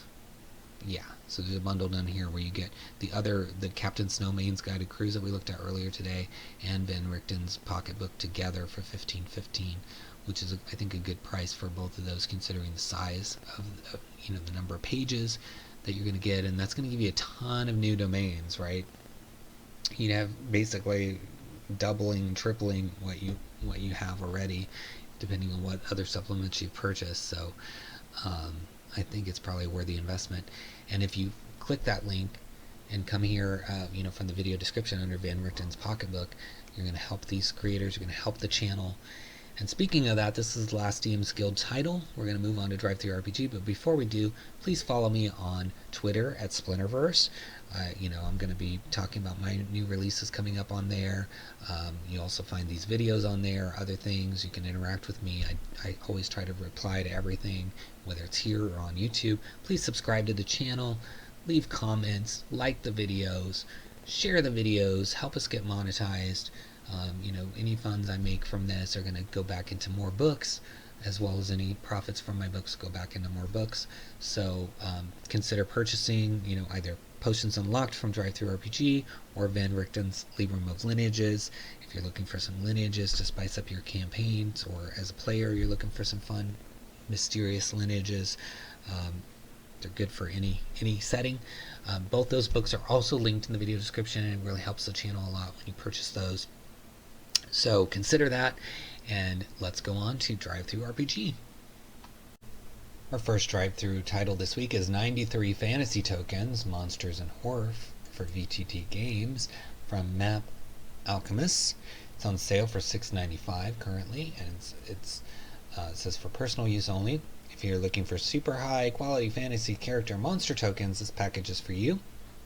You'll find males and females of all sorts, undeads, dragons, monsters, orcs and goblins, demons, and more. All you need to fill your campaigns with monster tokens, as much as NPCs ones. You also get versions of tokens with base underneath them for the ones you like the most, and then you have the characters without the bases, which is nice. So 200 plus high-res images total. So you get some different bases. So here's the characters with no bases, and then with the base on it. So 88 characters with the bases. So you have combinations. You can see a lot of the overheads. These are nice looking images. There's no full preview, but there's plenty to look at here. I think all the ones we've seen look very nice, and you can see a lot of them on the cover as well, a lot of different characters.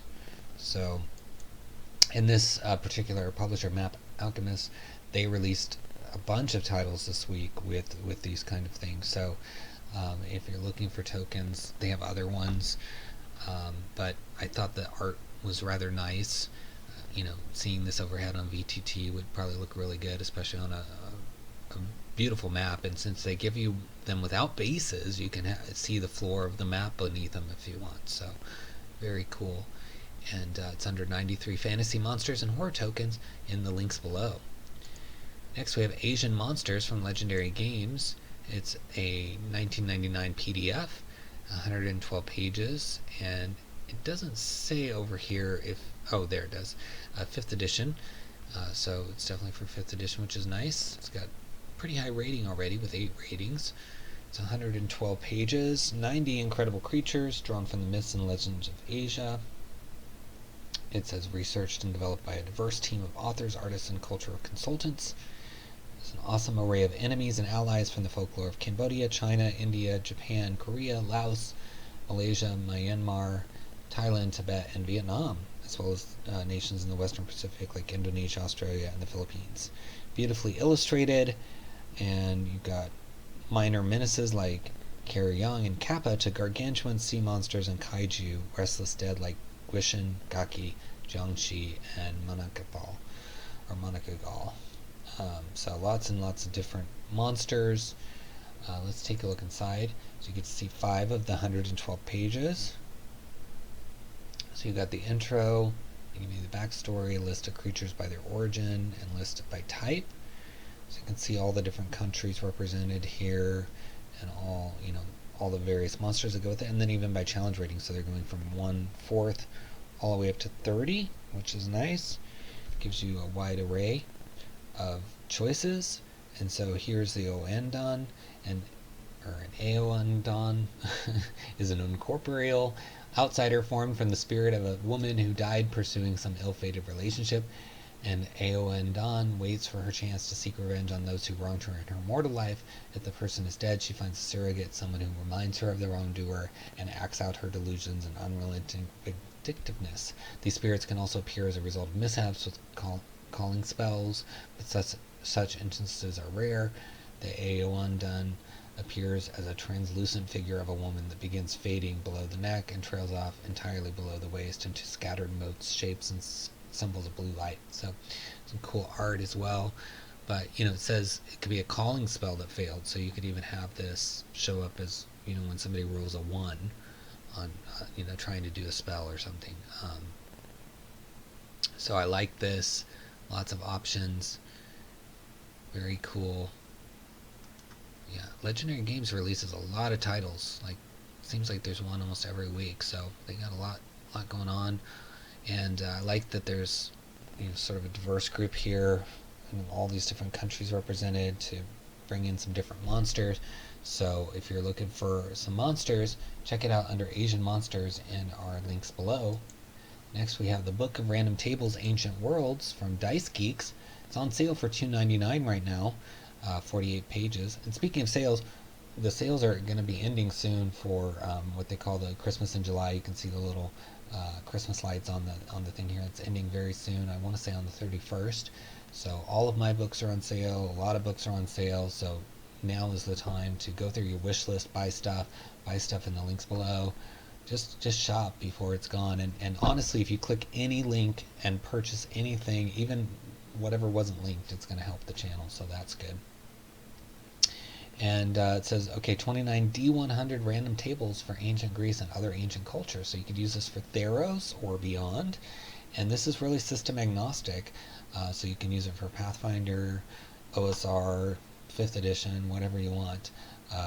So items you'd find in a temple, items you'd find in a house, ship's cargo, names fitting numerous ancient cultures. So, you can't go wrong with ancient world stuff because there's so many settings that take place there. Nice cover of kind of Odysseus on the Odyssey here, trying to avoid some of the temptations. So you've got lots of cool little art in here. So things you'd find, encounters, rumors, names, NPC jobs, deities.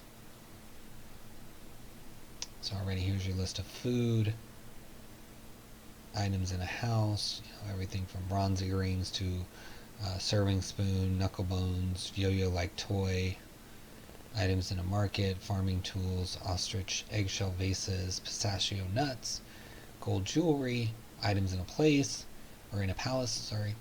a gold finger ring in the shape of a reef knot, statuette of Apollo, stringing his bow, and more. Yeah, so they've got lots of tables here that you can use to bring some flavor to your Theros or even other settings. You could find some of these same things in palaces in any setting. So I didn't see a ton of stuff that was like specific to those regions where you couldn't use it. I mean, a papyrus manuscript, I mean, that could be in anything. There are some things like Apollo stringing his bow. You know, Apollo's maybe only going to be a god in certain settings. So, but you could swap that out too. You could replace Apollo with some other god that strings a bow. So don't limit yourself when thinking about this title to the ancient world, because you could easily adapt it to other ones. But I like that it's system agnostic too, because that means you can use it for all the different games that you play. So check it out under Book of Random Tables below. Next we have Cities of Myth Magitech Expanded from Realm Warp Media for $3.95, 12 pages. Provides over 50 magic items of all rarities for your Atlantis Divided campaign, although they can be used in other settings as well. Range from potions, traditional magic items, or Oraculum Magitech for both above and below the surface. You've got the Override Shard, insert it into a construct to charm it. Depth Charge, a large area explosion that explodes 1 minute after the fuse is lit. Wings of the Pelakari, it's not flying, but you sure can fall with style. So yeah, fun to fall with style there. So here's the interior. You get to see 9 of the 12 pages. So the majority of the book there you get to see. You can see all the different items here. They got a deep diver suit, a water cannon, steam gun, pistol, shrimp claw, bag of whirlpools. That sounds fun. So all kinds of different things. A potion of descending protection. You know I love potions.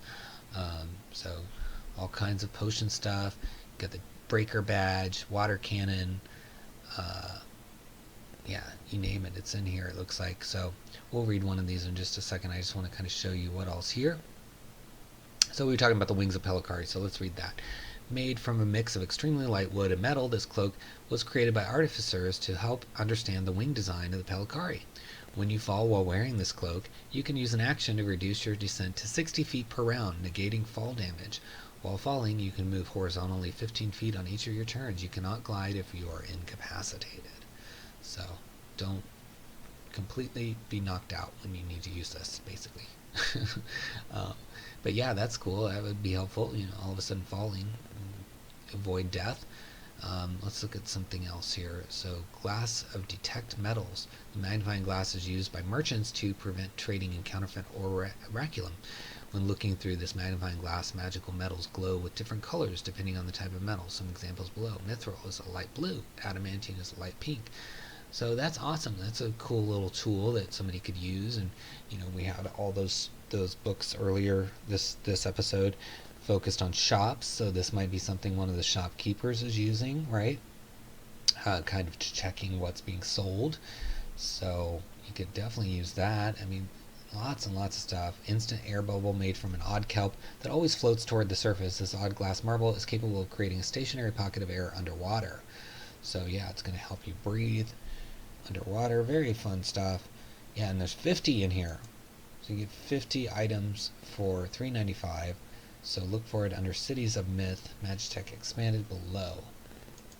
Next we have Doom Desert in the Decanter of Delirium. It's a psychedelic adventure for characters levels 2 to 3. It's from Watcher DM with authors Austin Holm and Gabriel Hernandez. 15 pages, 5th edition. The Doom Desert in the Decanter of Delirium is an exotic OSR romp through a mysterious world of riddles. So puzzles and inscrutable denizens. So it's 5th edition compatible. This love letter to psychedelia is as vivid and beautiful as exciting and surreal. So this is both OSR and 5th edition. And if you're watching Watch DM, I would see if you can get the checkbox for both OSR and 5th edition, so more people can find it under OSR as well. Because there's not as many OSR titles too, so I think that'll give you an additional edge here. But that's exciting that it's both. It says, get wrapped up in a conversation with dead drunks at the last saloon on earth. Solve the Sphinx riddle and discover the secrets of Ziggurat, or break bread and wine with whispering harpies on the sun itself, or the sun itself. This compelling narrative is written by Austin Holm and captures the exploration, social, and challenge pillars of a great game with the deft prose of a poet. So, very fun. Looks like the art is just also a joy. Let's look inside. So we're going to see 6 of the 15 pages. So this Kirazar is wanted dead or alive for crimes against morality and decent commerce. So here's the background of the adventure, and you can see some fun art throughout. Like, look at that. That's really pretty cool looking art. Secrets of the library here. So let's read one of these encounters. It says, Amnesiac Library. The library is a half-buried building of dull red brick in the desert. If adventurers dig out the doorways, they may enter a cobweb library. Long forgotten, reading these books can deliver secrets, but risks letting a spirit of forgetfulness loose. Alright, so definitely could have some challenges to deal with if you're reading the wrong thing there. And you've got all kinds of backgrounds, more hooks in here. And then the decanter, the general features of the start, City of Silence, Amnesiac Library. So this is like the map of it. Yeah, so it's got kind of a cool structure, a little different than you might be used to. And yeah, I like this, that it's sort of at the end of the of the world, last saloon on Earth. Very cool. So look for Doom Desert in the links below and click it. Next we have Echoes from Fomalhaut.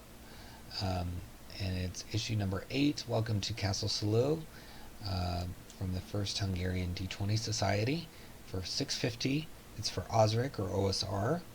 It's already got a 5-star rating. It's a 56-page fanzine featuring adventures and GM-friendly campaign materials for advanced OSR rules. And it's got the Great Hunter Lord 𝙒𝙚𝙙𝙪𝙧𝙚 sleeps uneasy under the ruined husk of Vorulum Manor. If you dare to disturb his rest, his enchanted horn may be yours. It's a dungeon module for 3 to 4th level characters. It says you meet in a tavern and then want to start campaigns with a bang using a tried and true cliché.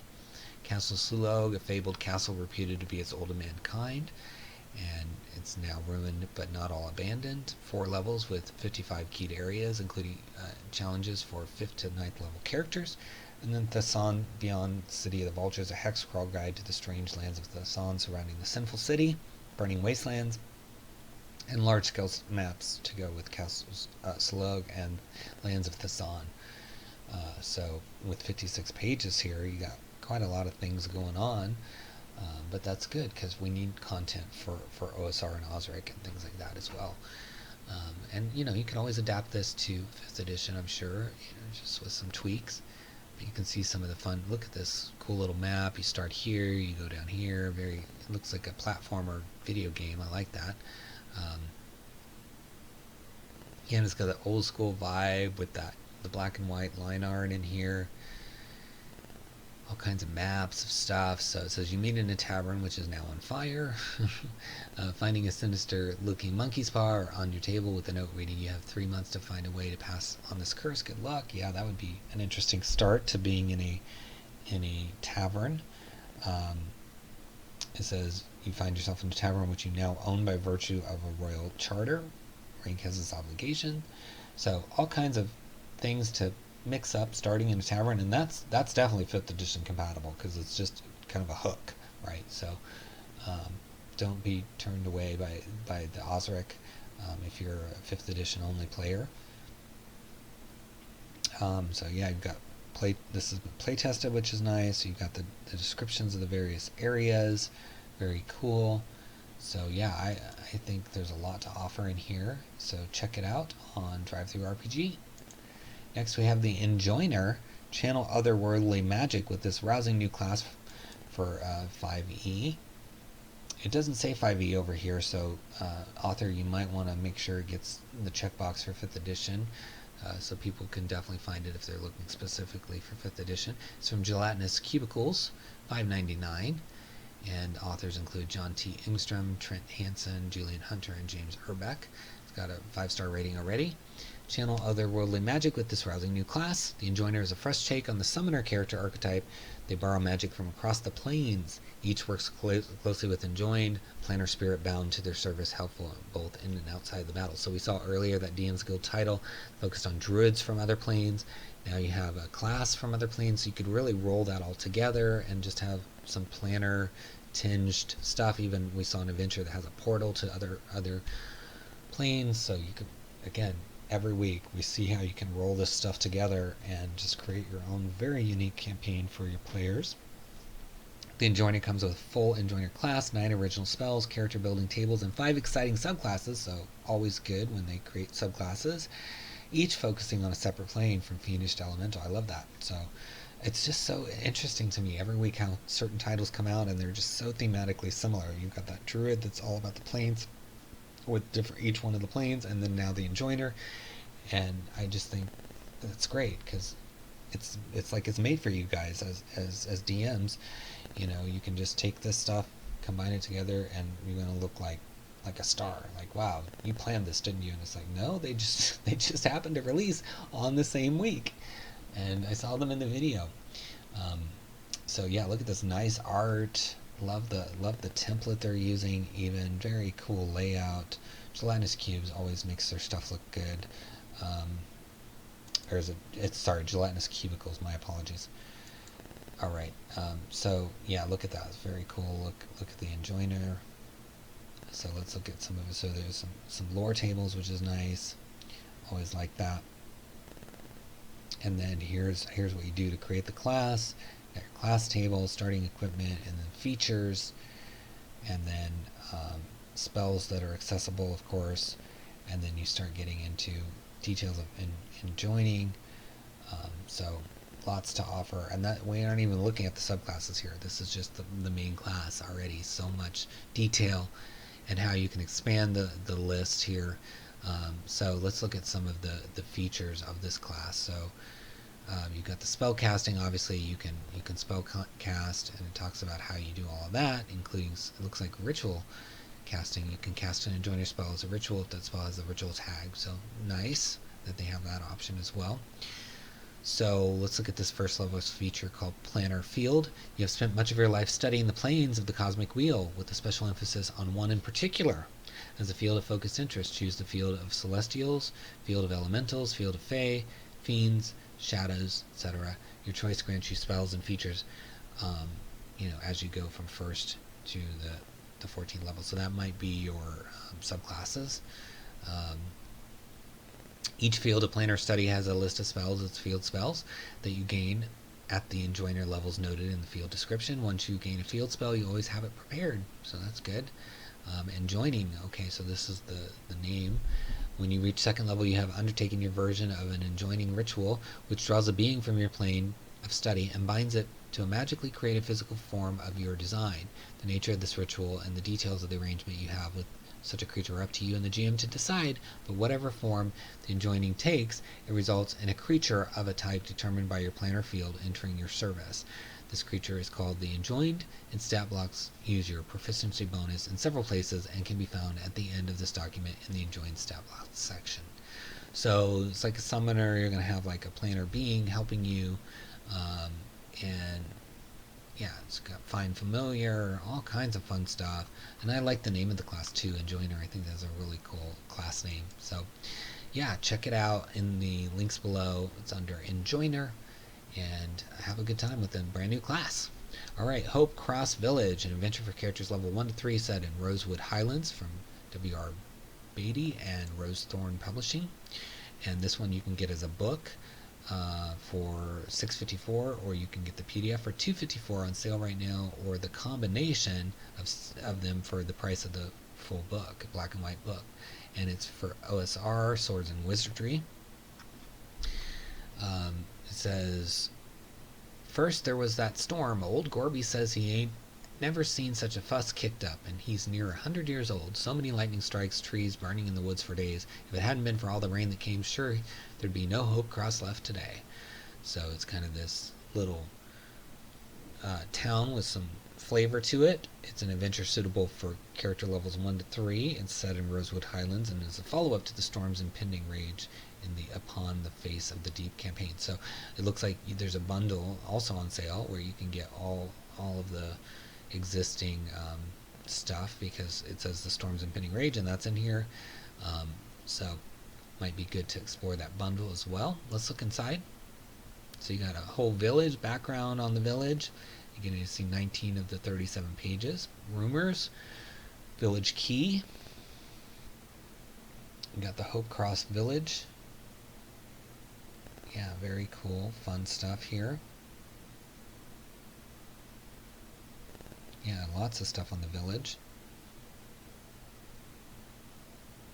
It's telling you things that'll happen at night. Yeah, I like all this. So acolyte cells. These tiny cells will have shreds of velvet curtains in the entryway, and each contains the rotted remains of a bed and a small table and chair. They are dust covered, though tiny skittering footprints can be detected in some. Additionally, the rooms contain a human skeleton, a human skull, chicken bones, another human skeleton. If the book is opened, it summons an invisible stalker, which will attack the bearer of the book after one round unless the proper word is spoken, which can be found in the book eventually. So that's a cool little incident. You know, you gotta find the right word in the book in a hurry and get rid of this invisible stalker. Yeah, I like that a lot. I also like the line art, very reminiscent of older titles. So yeah, you got the whole village. Yeah, I love how much detail has gone into the village itself here. Got a key to the village, all the commerce information. It says cattle. 3 families have herds of cows and oxen in the South Downs alongside the herds of sheep. About 350 cows and 95 oxen. So you even know how many cows there are. So that's awesome. And it says about 2 weeks ago, a once-in-a-century storm blew through the area, knocking down trees, blowing off roofs, and dumping so much rain that roads were washed out, fields were flooded, and Sevenstone Creek washed out half the valley. The cattle in the downs rode out the storm just fine, but the sheep scattered, and too many of them haven't come back. 2 days later, a stranger wearing a black hooded robe came into town. He was looking for the darkening of the day, and he asked if anyone felt the call to the night. Most people thought he was crazy. The stranger was 𝙒𝙚𝙀𝙪𝙧𝙀𝙀, a minor priest in the new cult of the old gods, who felt the call of the old one, who has been sleeping deep beneath the old temple to the old gods, that the people of Hope Cross never knew existed. So another buried secret, like we saw in one of the earlier adventures. That's awesome. Love that kind of old god Cthulhu stuff here. So lots of things you could do with this, even combining it with that one we saw earlier, which was the buried thing that the scholar found. So you could even combine these and have a thematic campaign that's focused on buried secrets. So yeah, I really like this. Lots to offer here, so check it out under Hope Cross Village in the links below. Next we have Icebound by Tom Knaus, and it's also from Michael Mars here as a publisher. $25, and it's for Pathfinder. It's got a 5-star rating already. It says the spiritual successor to the Perilous Vista series by Frog God Games, written by the same man who wrote that series. This is Icebound. Icebound has new rules, equipment, weather charts, and hazards for running a campaign set in any polar biome. In addition to this, Icebound contains 22 new feats, 12 new monsters, 34 new spells, 22 new archetypes, and 2 new adventures. In most places, the rising and setting of the sun is a daily occurrence, an event signaling the dawn of a new day or the cessation of one's labors. Daily routines are much different at the poles. Throughout winter and beyond, the sun entirely, or beyond the sun rarely, if ever, peaks above the horizon. Its absence casts the land into seemingly perpetual shadow, allowing frigid temperatures and brutal conditions to take hold. Animals retreat to their insulated dens or flee for warmer climes. So yeah, it's kind of setting up, how it's harder to deal with life way up near the poles, where you don't get as much sunlight at various times of the year, etc. So let's take a look inside. It's got 7 of the 250 pages, so quite a lot of pages in this book. And again, it's from this author of Frog God Games stuff. So if you enjoyed that, then you're going to get to continue on looking at all that stuff. So the preview's just some TOC. Hopefully they can add some more, since they do have 250 pages. Maybe they can add some more, or have a publisher preview that shows maybe some selections, or even just some images on the page that shows some of the other stuff, because it sounds like there's a lot, but we can't read a lot of it here. But look at all these feats. They've got Ice Runner, Icy Vision, Reindeer Herder, Tobogganing, so some cool stuff, and then all the information on the campaigns. But like I said, it's from the author of the Perilous Vista series, so if you enjoyed that, you'll probably like this as well. And stay tuned, maybe they'll add some more, like an image down here, even of a couple of the interior text pages would be good, just to give us more feel, because it is $25. But again, that's about $1 a page. You get 250 pages, or not $1 a page, sorry, way less than $1 a page. But We got 250 pages, so $25, that's a lot for your money. Next we have another sort of icy looking thing. It's Into the Arctic by Perry Fair, and it's for Pathfinder 1E or 3rd edition Dungeons & Dragons. It says it returns to the Porphyra role-playing game in the Lands of Porphyra campaign setting with a new sourcebook of Arctic options. So it's $6.99, and it's got the races of the Snowy Lands. So you got all these different races, a pantheon of Snowy Lands magic, new spells, occult ritual, archetypes of the Snowy Lands, magic items, feats, equipment of Snowy Lands, and monsters of Snowy Lands. So 6 new monsters, 3 new items, 7 feats, 9 wondrous items. So a lot of stuff in one 73-page book. Let's look inside. This one only has the quick preview, so hopefully they can add some pages as well for us to see, because we can't really read any of it to you, unfortunately. But it looks like there's a lot of stuff. I like this art here.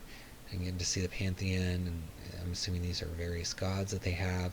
But you can maybe combine this with the previous book that we looked at and have all kinds of Arctic adventures. But you're getting to see, at least looks like all 73 pages.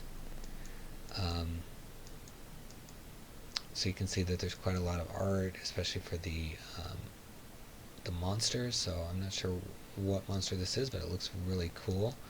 Yeah, so nice art for each of the monsters. Yeah, so at least you're getting to see how quality the art is, and I mean, it's fun. It seems like, you could always use this with, Rime of the Frost Maiden, or something D&D related as well. But it's from Purple Duck Games. Look for Into the Arctic down below in the links in the video description, and check it out, because there's a lot of stuff in that book, including player and DM stuff. So quite a lot to see. Next we have Monstrous Feats from Eoin J. Berry for 59 cents. It's 5th edition compatible, 6 pages. Monstrous Feats is an expansion for the 5th edition, adding new ways to further customize monsters. Feats and skills are not just for players. After all, if you've ever wished there was a quick way to customize monsters, then these Monstrous Feats are for you. So I love that you just maybe give a feat to a monster and then you're done customizing it. You don't have to do all this fancy stuff. You can just throw a feat on and you're done. So 15 unique feats that can be applied to any monster. They ensure new ways to create new threats from the familiar. With this product, your players can now experience new challenges facing monsters, and that's very true. So let's take a look inside.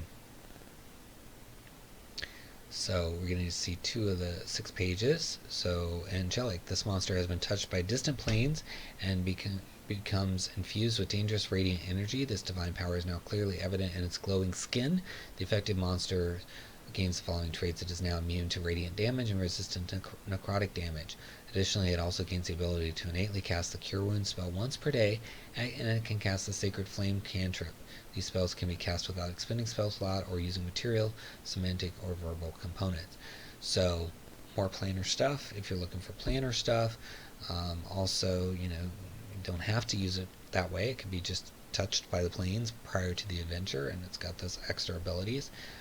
So then we'll read another one here. Camouflage. Unlike its peers, this monster has learned how to excel at hiding in plain sight. This skill may even manifest in the monster being able to change its skin color. Due to this unique skill, it has advantage on all stealth checks and perception checks relying on sight, trying to find all perception checks relying on sight trying to find it have disadvantage. Alright, it's hard to read with this sample file stamped through, so apologies for that. But yeah, I think that's a great idea to just do some monstrous feats, mix up a monster pretty quickly and easily with that. So yeah, check it out on DriveThruRPG and click it in the links below under Monstrous Feats. Next we have The Moon Locket by Ed Stanek. It's a 0-level funnel for the Isle of Celt setting in the Pax Lex campaign. So it says you can use it with DCC, Dungeon Crawl Classics, OSR, but it seems mostly geared towards Dungeon Crawl Classics, which is fine. It means it's easily adaptable for OSR in general. The party must retrieve lucky treasure from Dark Fae forces before the crop blight cripples their village. If they succeed, they will become heroes. If they fail, their village may not survive the winter. Set in the Isles of the Celts campaign setting. which is a subset of the Pax Lux campaign world. So let's take a look inside. You need to see 4 of your 22 pages. And yeah, so there's a lore handout, which is nice, and the GM background. So player introduction. Many visitors have descended upon the village of 𝙒𝙤𝙩𝙪𝙧𝙚 in the kingdom of Mournland on the island of Erie for the annual Samhain festival at the end of October. In most areas, this festival marks the end of harvest time. 𝙒𝙤𝙪𝙧𝙚 has long had extended growing season, thanks to the magic of the fairy necklace that hangs on a tree in the center of the town. Whether visitors to the town or local residents, you have all relished the celebration of this festival in this place. Throughout all of Erie, fairies and spirits are more prone to drift into the world of men on the night of Samhain than on any other night, or Samhain, but the village of 𝙒𝙤𝙪𝙧𝙚, this is more than usual. The aforementioned necklace also attracts more fae to the area of the town. Nearly every year, the townsfolk and visitors are treated to the sight of dozens of sprites, pixies, Caniath, Alfie, and other Seelie hosts dancing to otherworldly music in the woods near town. So, kind of a fae-themed stuff happening in the town. You know, that's really cool. I know this is for OSR, but you know there is a Feywild book coming out from Wizards as well as one for me. So you know you could tie this into those things. You might have to adapt it a little bit, but they've got some stuff going on with lots of fae, so that's exciting, and it's a cool little setup, and some Celtic stuff going on too. So if you're a fan of that, this could be a really fun adventure for you. So check out Moonlocket in the links below. Next we have Neon Lords of the Toxic Wasteland. And it says the core rules for that. It says, warning, this video cassette will melt if left in your car or in the sun. I love this kind of old school VCR, VHS look to the cover. It immediately caught my attention when I was looking for what titles to talk about this week. It's from Super Savage Systems at $20. It's compatible with classic D&D and you know Advanced Dungeons and Dragons, OSR, and other OSR things. Ultra-violent and style matters tabletop RPG that builds off of the BX rules. Half medieval fantasy, half sci-fi. Neon Lords of the Toxic Wasteland is a no-holds-barred to the max game, oozing 80s and 90s nostalgia. The game features items from ninja stars to fanny packs, in addition to many references to the era. In addition to being built on top of the BX rules, the core rules use an ability class point system and fortune points, in which grants the player some flexibility in dire rules. Setting is post-apocalyptic Earth, in which magic mixed with technology of the period of the 1980s, the early 90s, created the cassette futurism seen in the Neo-Tyrax tech and some of the Xenotech, as well as the art style. Neon Lords of the Toxic Wasteland is over the top, bloody, random, wild, and a hell of a good time. Sit back, crack open some tab, and roll some damage. This bad boy has so much packed inside. Core rules include all the rules needed to run a sick game of Neon Lords of the Toxic Wasteland, from character creation to combat to exploration to additional rules. The Neon Lord needs from types of damage, drugs, diseases, poison, and how to play all the Wasteland baddies. Hairstyle choices and character creation that can help or hinder you in your rad adventures in the Forgotten Future. Will you pick a mullet or a mohawk? You decide. 11 playable classes with 1 super secret hidden class. And then there's a lot of fun little classes. Just even the names like the 𝙏𝙤𝙘𝙀 all the way through Heather, reminds you of some of those old 80s movie titles. Star Spawn, where it's strange psychic aliens whose purpose on the planet is unknown.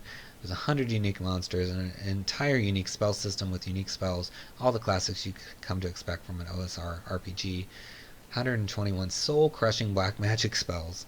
It's crazy. Lots of stuff in here.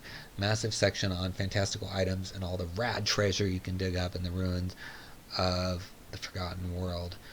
This is totally tubular. I mean, you've got everything you could want to get rad. And the art is just a lot of fun. Yeah, just look at the fonts they're using. It's very, very 80s and 90s.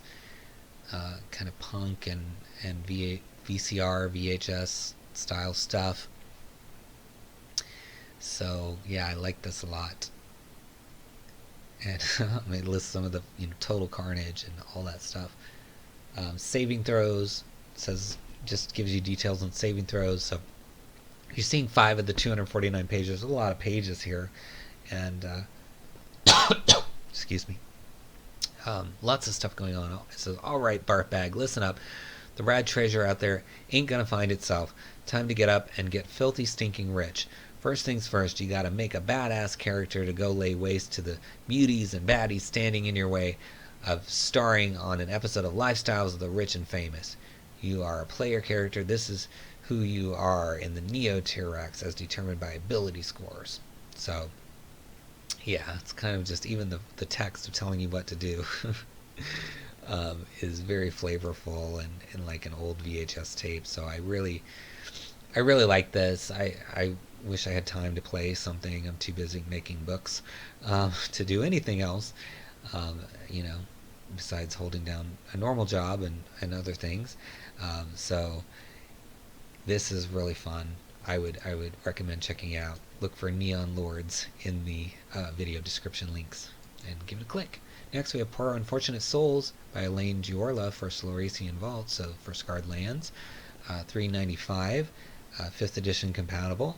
Poor Unfortunate Souls is a compendium of 16 extra planar creatures, again extra planar this week, each servants of the 8 major gods of the Scarred Lands. The supplement explores what happens to mortals after their death and how gods reward them for their deeds and how they torment souls for eternity. So generally a creepy theme with lots of domains this week and creepy kind of adventures, but also lots of extra planar stuff. So let this inspire you. Consider this title and the others have extra planar stuff, and maybe bundle them together and create a unique experience for your players. It says play a game of dice against the facetious dicing hand Anarchon. Take comfort in the warm soup of Blessed Cook Angel, or escape the clutches of the Perjurer Devil. Discover 2 representations of each major family of extraplanar creatures of the Scarred Lands. Fight against creatures from CR 1 to 10.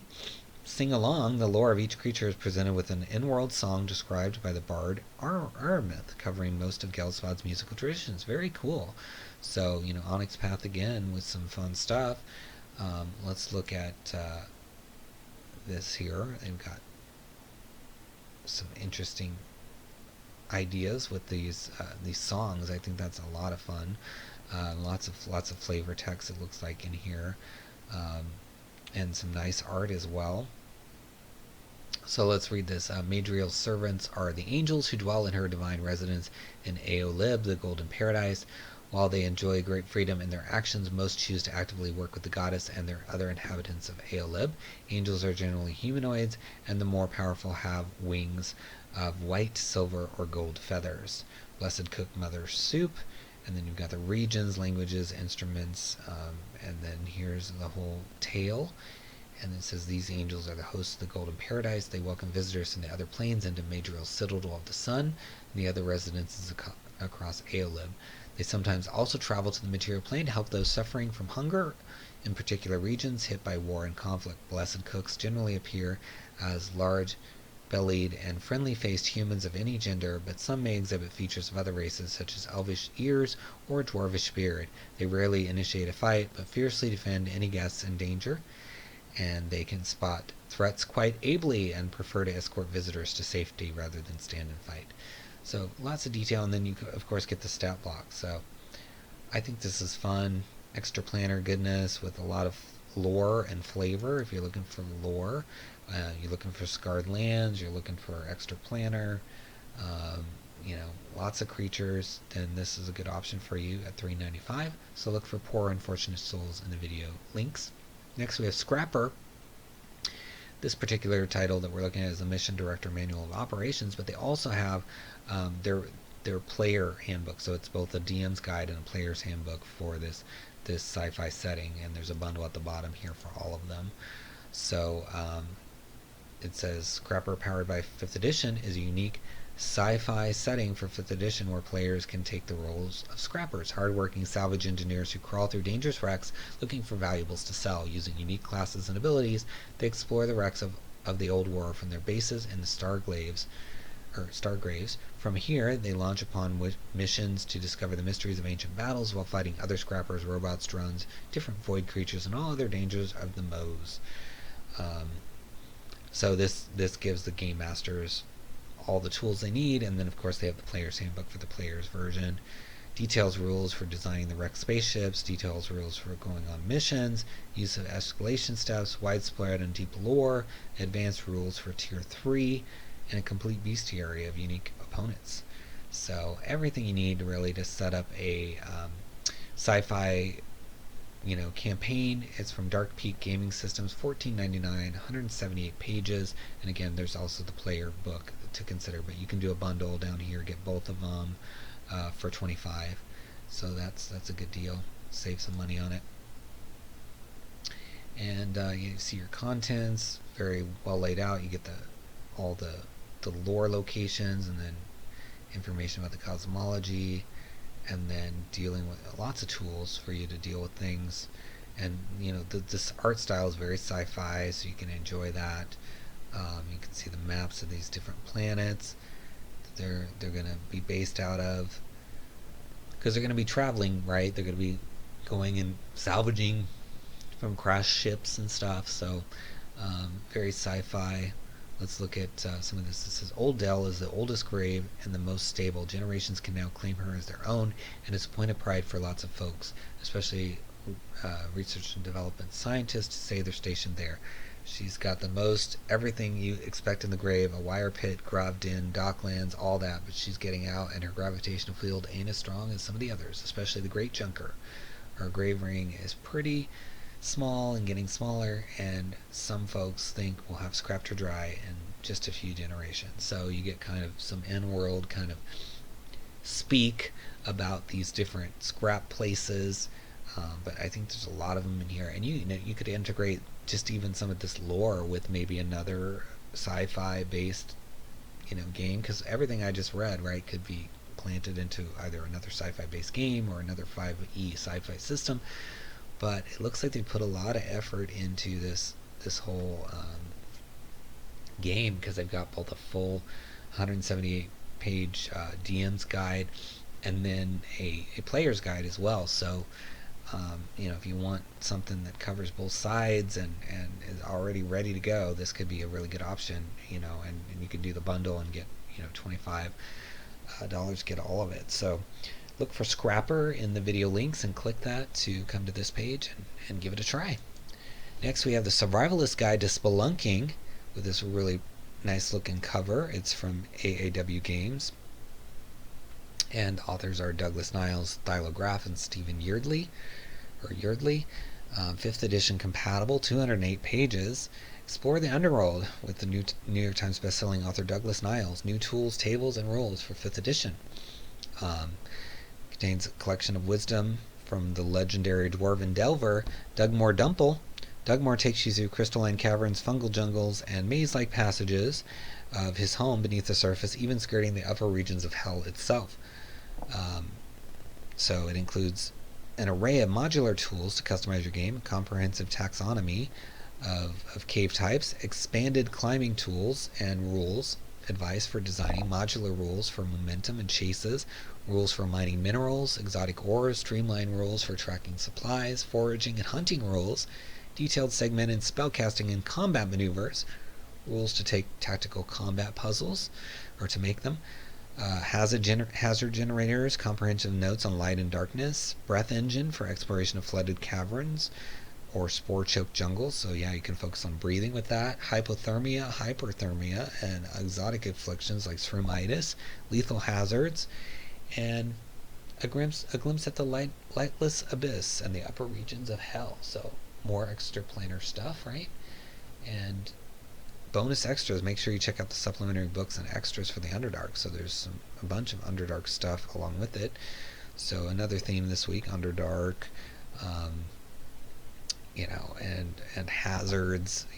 Again, it's so nice to see sort of this collective unconsciousness or consciousness coming together and producing similar titles that you can join together. So I really like this. And let's take a look inside. So yeah, you've got this nice art, Nice layout here. Looks like it's linked as well, so you can skip to the chapters or the various things. And he's even got a table index.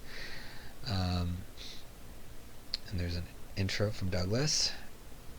And then you've got an intro from 𝙒𝙤𝙢𝙠𝙗𝙗, and you're going to see 20 of the 208 pages. Lots of nice line art here. I like this. Introduction to the underworld, the surface and below. All kinds of art, lots of art. An introduction for the party. Yeah, so you're getting lots of stuff. Spelunking for beginners. So much.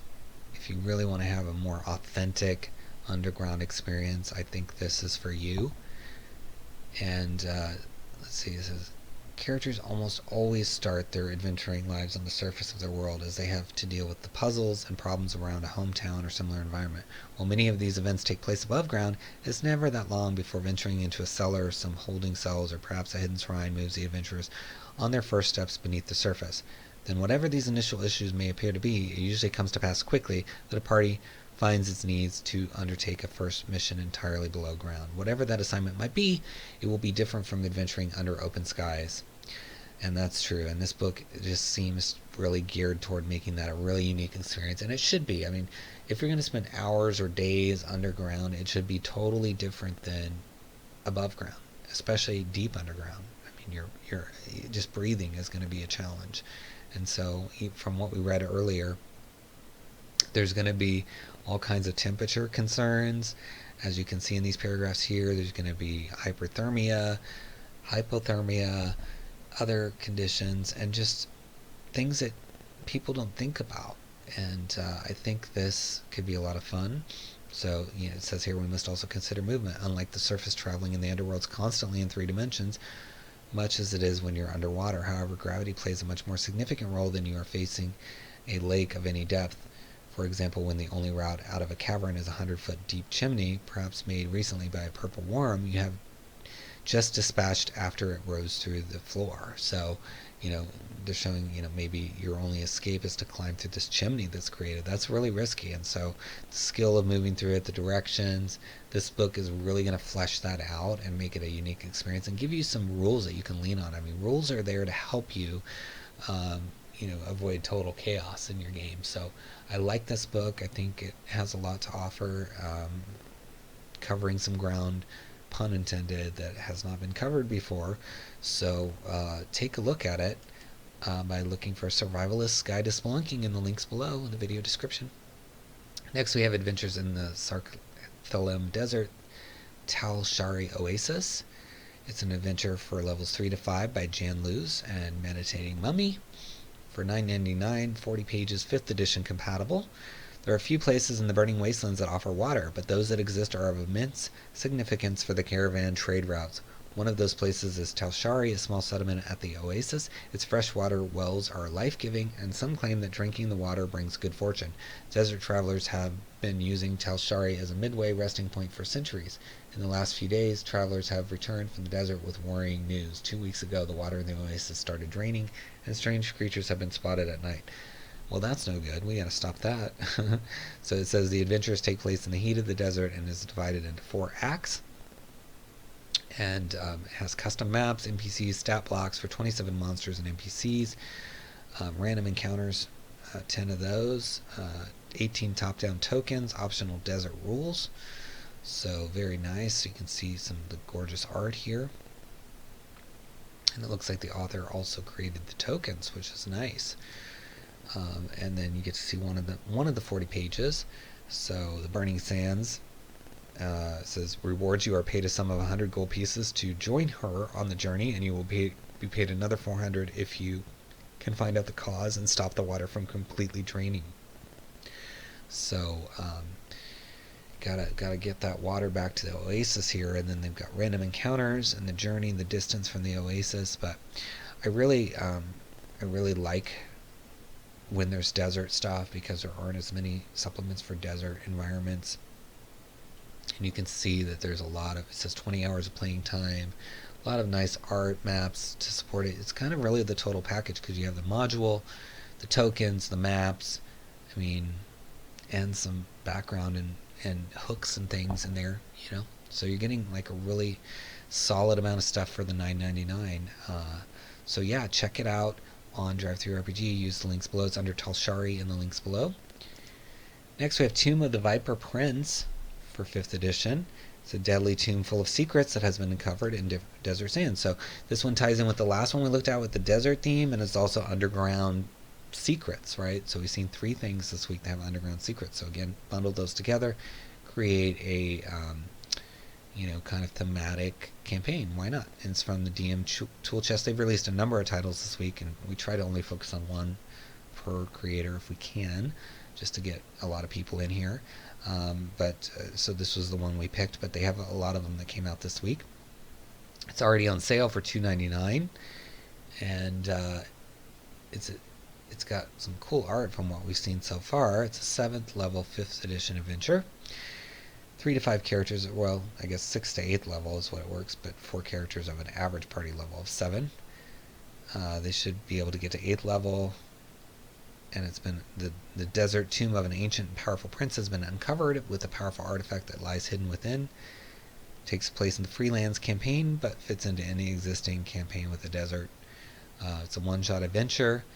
It's got 3 high-res digital map files for V2T, new creature stat blocks, and magic items.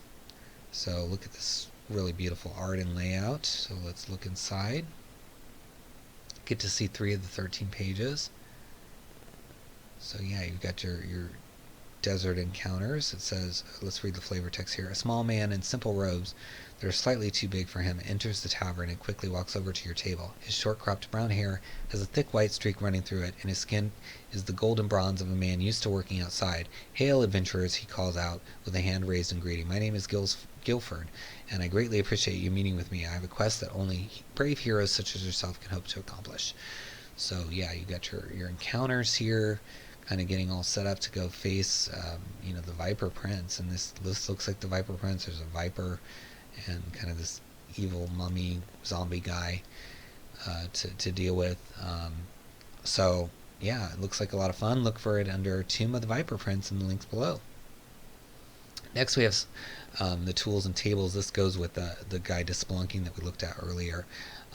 So it's another title, $14.99, and it's 117 pages. So this is quick reference for the tables. It's a companion book that collects all those tools and tables. It also contains 40 pages of new tables to expand on what we saw earlier. Whether you want to enhance Rise of the Drow or add details to your exploration in the worlds below, you can use this book. So it's got diagonal range and movement tables, falling distance tables, foraging and hunting tables, core of the underworld hazard generator, elemental boundary region tables, conditions by biome, and 11 massive brand new dressing tables. So I'm assuming you have the ones you need in the other book, but this is more supplemental to just take it even further. So let's take a look inside. Again, fully linked, and yeah, you're seeing a lot of the tables. So exotic climber kits, climbing by surface, mining rates, mine materials. So yeah, if you want to go further than that book we looked at earlier, the Survivalist Guide to Spelunking, then this gives you those tools and tables, and you can see quite a lot of them here. So yeah, check it out. I don't think there's a bundle for both. Authors, if you're watching, maybe consider a bundle for both, since they do go well together. But yeah, it's nice. So look for that under Tools and Tables in the links below. And lastly, we have White Frank, Jonathan Nolan, Saturday Ness. Explore the map and go in quest, and go to Grandma's to have a rest. It's $4.99 from Jonathan Nolan with a 5-star rating already. So, adventures in a fairy tale Saturday morning cartoon world based on a public domain 1900s fairy tale books and maps, public domain Oz books, and beautiful illustrations that brought them to life. So there's character classes, treasures to quest for, monsters and maps, all kinds of fun stuff based on Saturday morning cartoons, non-lethal combat wherever possible, promotes family gaming even for the youngest gamers, and brings to life the stories which they are most familiar. A complete listing of all the map locations provides characters, creatures, items, and adventures for each of the locations, as well as interlinking areas. A plethora of fairies are detailed, along with the short mischief they do if not stop. New magic spells include those used by Santa, witches, and fairies, and a final section of the book a long list of magic things, items, creatures that can form the basis of a quest or some cases. And here's the contents, so you can see all the different things that are going to happen in the book. But Bunnyland and Water Dragon, Troll Bridge, so very fairy tale oriented. So let's look inside. See, there's a lot of fun art in here. Monsters, listing the basic shape of the monster, or is this, the creatures. So the nemesis creature, and then you can roll some different things. So you could even use this outside of a Saturday morning setting to just randomize a creature. And then you've got Bunnyland, which is where rabbits live. Cherry Town, where there's cherry fairies, cherry pit boggles, cherry bugs, and villagers. All kinds of fun stuff. Snowman's Land, Troll Bridge. So very fun. If you like fairy tales, Oz, Wonderland, all that good stuff, you're going to find it here. So they got the fairy Greenland here, and listing all those different things that are going on there.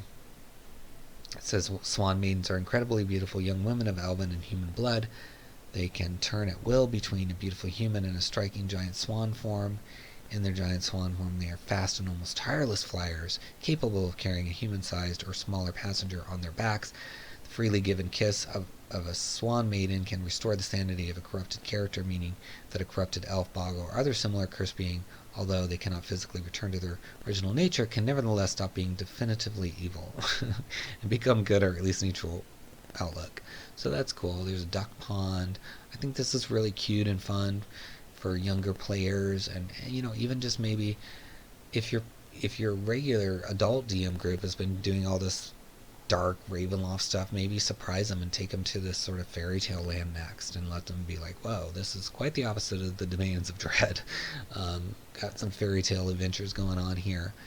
So yeah, that's under White Frank Saturday-ness. So that's it for this week. Please follow me on Twitter at Splinterverse, or any social media. That's where you'll find me.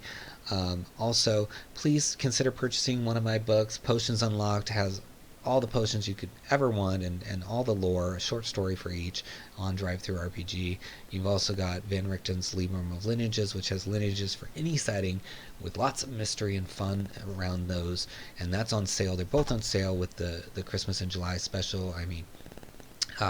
Potions Unlocked is 8 something, and Van Richten's Librum of Lineages is 2 something right now, so really easy to contribute to the channel and get some fun books while you're at it.